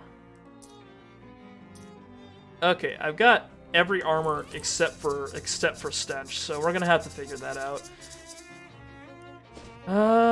Where will that take us? We could go... There's a gas mask we can get from the Cola Wars surplus place to get stench armor, can't we? That's sleaze armor. No thanks. I am flush with cash now, holy shit. There we go.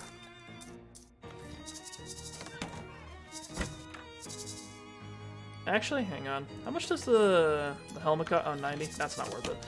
Well, should I just get every hat and then try to get photographed with every hat? Would that be a thing? Does that lead to extra rewards? Maybe, maybe not. Well, here's an unusual sight. 4 Glocklins are playing with their playing their glockenspiels while doing some kind of traditional folk dance. It involves a lot of skipping and hopping and turning around in a square with precise timing, so they aren't paying any attention to you. Or to anything, really. What if I join them? It does kind of look like fun, but you definitely don't know the steps, and would only cause total chaos. It would be simpler just to attack them, since a brawl would probably result anyway. Alright. Not the turtle! I have no idea, but this game sure would do something like that. Yeah. Ouch. These are some fast goblins. Can't do what they're planning to do. Gonna hit me. Reduce my physical armor, that's bad. And that one will attack Abby. Okay.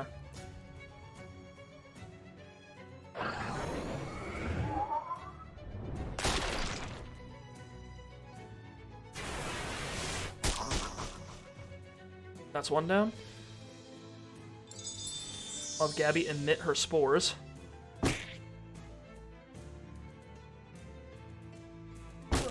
Outstanding.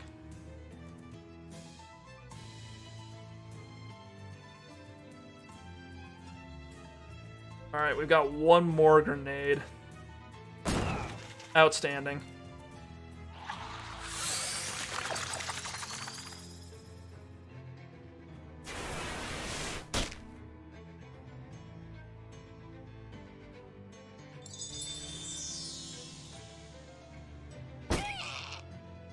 I think Gabby might go down.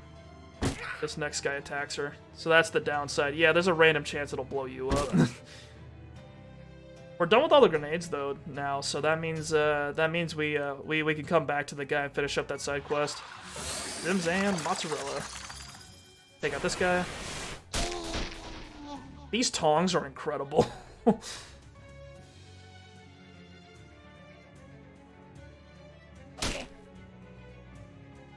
No more Glockin in my town. Get out of here.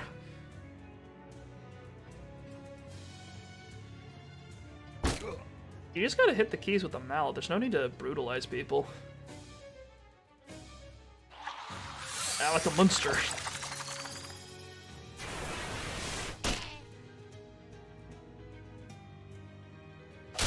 Outstanding.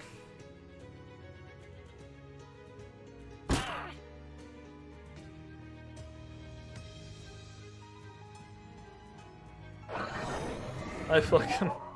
This is great. I like our build. I like our setup. This is good. I'm feeling it. Smack.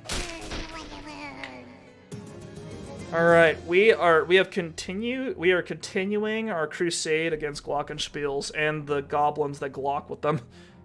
We've got an advertising flyer for a glockenspiel store. Woo! Take a look at our inventory. Also equip that gas mask. There we go. Now, this looks silly. There we go. Now you can get a good look at it. It's a statue of Corinthia Beschenbossel. Corinthia Beschenbossel, mayor of Ocean City, 1805 to 1823, is credited with putting Ocean City on the map by suggesting maybe we should build a dock or something so boats can park here. It's massive. There we go. Now you can get a good look at it. It's a statue of a Cola War soldier. Or always doesn't change. Or never changes. May the forces of the Red continue to dominate and refresh forevermore. Dedicated in 1919 by the National Cola Association. It's a granite sculpture of an owl skeleton. This statue, hand-chiseled from photo reference and enchanted to drive away mice, was gifted to Ocean City in 1902 by Hobart Buppert. The soldier of a new generation. Here's to all those brave boys in blue who took the ultimate challenge, dedicated in 1919 by the Ocean City VCW. You know, this park is smart. They commemorated both sides to avoid problems. I'm sure that's great. That's genius. A muck-coated statue. There we go. Now you can get a good look at it. It's a statue of Daniel Ocean. Daniel Ocean founded Ocean City in 1770, and on his deathbed in 1804, requested that visitors to his monument only view the statue from the left, as he felt that it was his better side.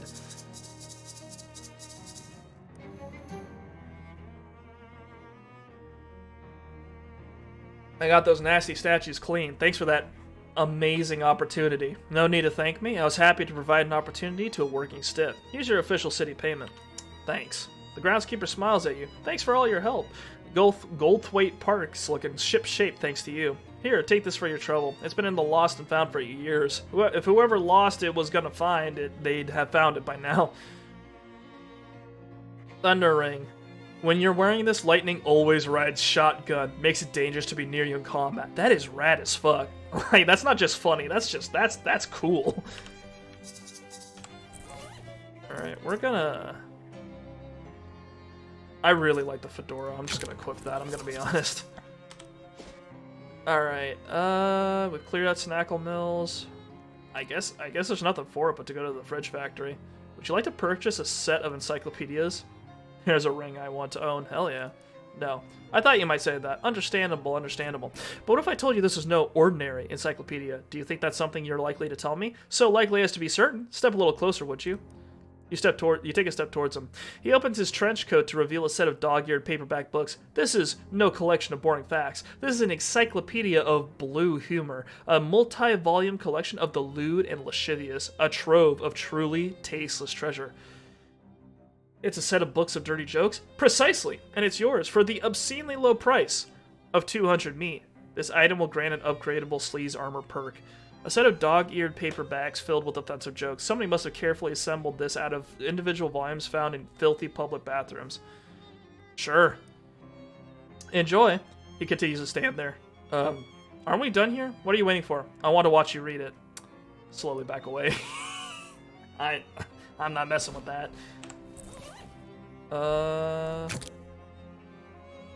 The world's sleaziest jokes, culled from the world's sleaziest toilet stalls. If you could stomach these, there won't be much left in heaven or earth that can scandalize you. And that costs 30 XP. We've got 67 though, which means now we can pick up something new. I can get another AP. That's powerful. We're getting that. I also kind of want to get the witch, but whatever. What do we have left to do? 3 Moxie. Hang on. And that's if I give them 300 meat. I've got 196, which means I'd need 5 Moxie for that. These guys will probably kick my ass if I try to fight them.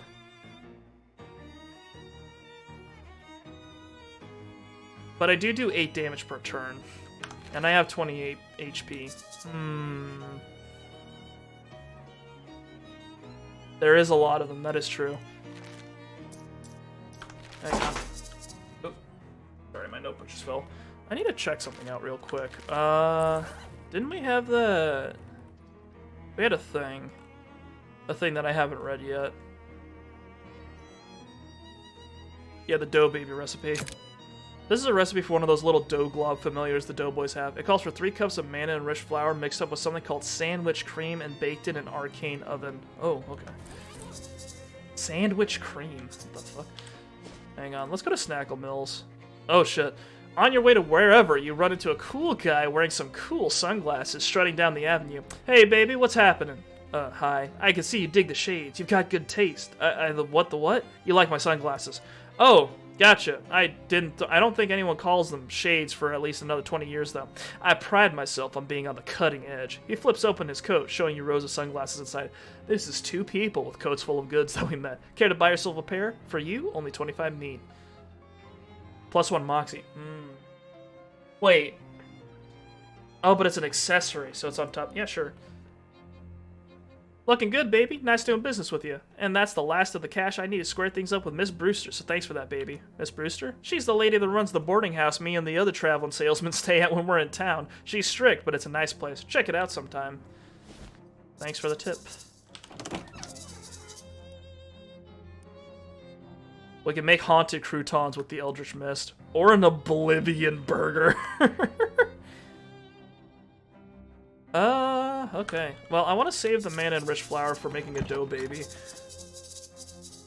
we have any? No, we just have a rock that we could theoretically talk to if we had if we minored in something that wasn't cryptobotany. I wish I could minor in cryptobotany. I'd be so down to learn that. Oh right, we've got cakes for Marvin. We should give that. Oblivion burger by Bethesda. No, I still don't want a Derringer. Yeah, I found some Snackle cakes. Thanks a million. Here, take some meat for the cakes, and also I'll give you some sitting tips. I'm an expert sitter. You're so good at sitting down, and you make it look even easier than it normally does. Thanks, Marvin. See you around. I'm a sitting professional. Hell yeah. Maybe one day I'll be as powerful as Marvin, sitting for literal hours. So I got 3 Moxie. That means I can now get past those guys for 300 meat. We could go to Miss Brewster's. We could also go to the boardwalk. Oh, I'm getting mugged again. What the fuck?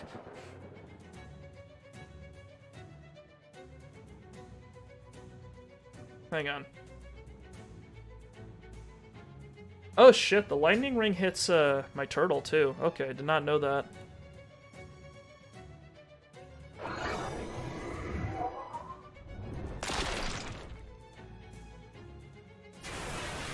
I have no idea what a tentacle's doing here. It's dead now.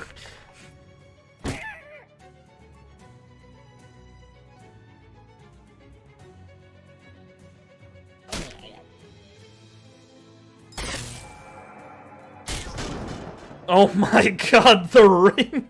It just executed a guy. Okay, so the ring, it's dangerous but useful. Noted. It does 10 damage to someone. I got Glocklenhosen. With the attached suspenders, these rugged woolen pants also protect 2 very narrow strips of your torso. A ring of power. The One Ring. Ooh. The code says, nice lady, but she only likes salesmen. Ah, well, not super useful to a non-hobo, but at least you got some translation practice. 5 XP. Oh, tulips, but in this case there are 3 of them. Wait a second. There's some invasive mana lichen growing at the base of the flowers. You scrape it off. I got glowing ooze. How much XP do I have now? Oh, 42.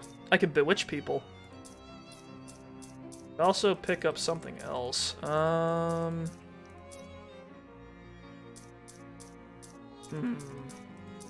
could pick up a muscle and a moxie. Actually, I'll pick up Bewitch. I've been seeing that pop up once in a while, so I want to have that as an option. Okay, so the door's unlocked. Head inside. As you enter the boarding house, you discover some kind of hullabaloo, or perhaps a kerfuffle. A stern-looking middle-aged lady is surrounded by 6 agitated men, all talking over each other. Gentlemen, I insist you settle down at once. We won't get to the bottom of this with you all acting like panicked schoolchildren. Miss Brewster, you've got to call the cops. Ha! What this town calls police, I wouldn't trust to solve a jigsaw puzzle, let alone a serious crime, and I won't have those hooligans turning my house upside down. But there's been a murder. Somebody has to do something. What you can all do is go to your rooms and let me think. Good gracious. The men file up the stairs, abashed, but still fidgeting nervously. Talk to the woman. Excuse me? Miss Brewster sighs, exasperated. I'm sorry, but I don't have any vacancies. Or, well, I suppose I do, but I can't let you have the room until this whole mess has been sorted out. One of those men said something about a murder? Yes, it's absolutely ghastly. One of my lodgers was murdered in the night, and nobody heard or saw anything. I'm practically at my wit's end. Maybe I can help. My name's Musa Bakula. I'm kind of an independent investigator, that sort of thing. Oh, like the Belgian fellow in the mystery novels? What? Sure. Well, that's marvelous. If you can solve this mystery, I can pay you quite reasonably. Alright, it's a deal. Thank goodness. What can you tell me about the victim? He was a traveling salesman. All my lodgers are traveling salesmen. What did he sell? Oh, they come and go so frequently. I'm afraid I haven't the foggiest idea. Well, how did he die? I'm not sure. Wow, she knows nothing. The body is missing. Look, you better just go and have a look for yourself. He was in 3C. I locked the door so that no one would mess around in here.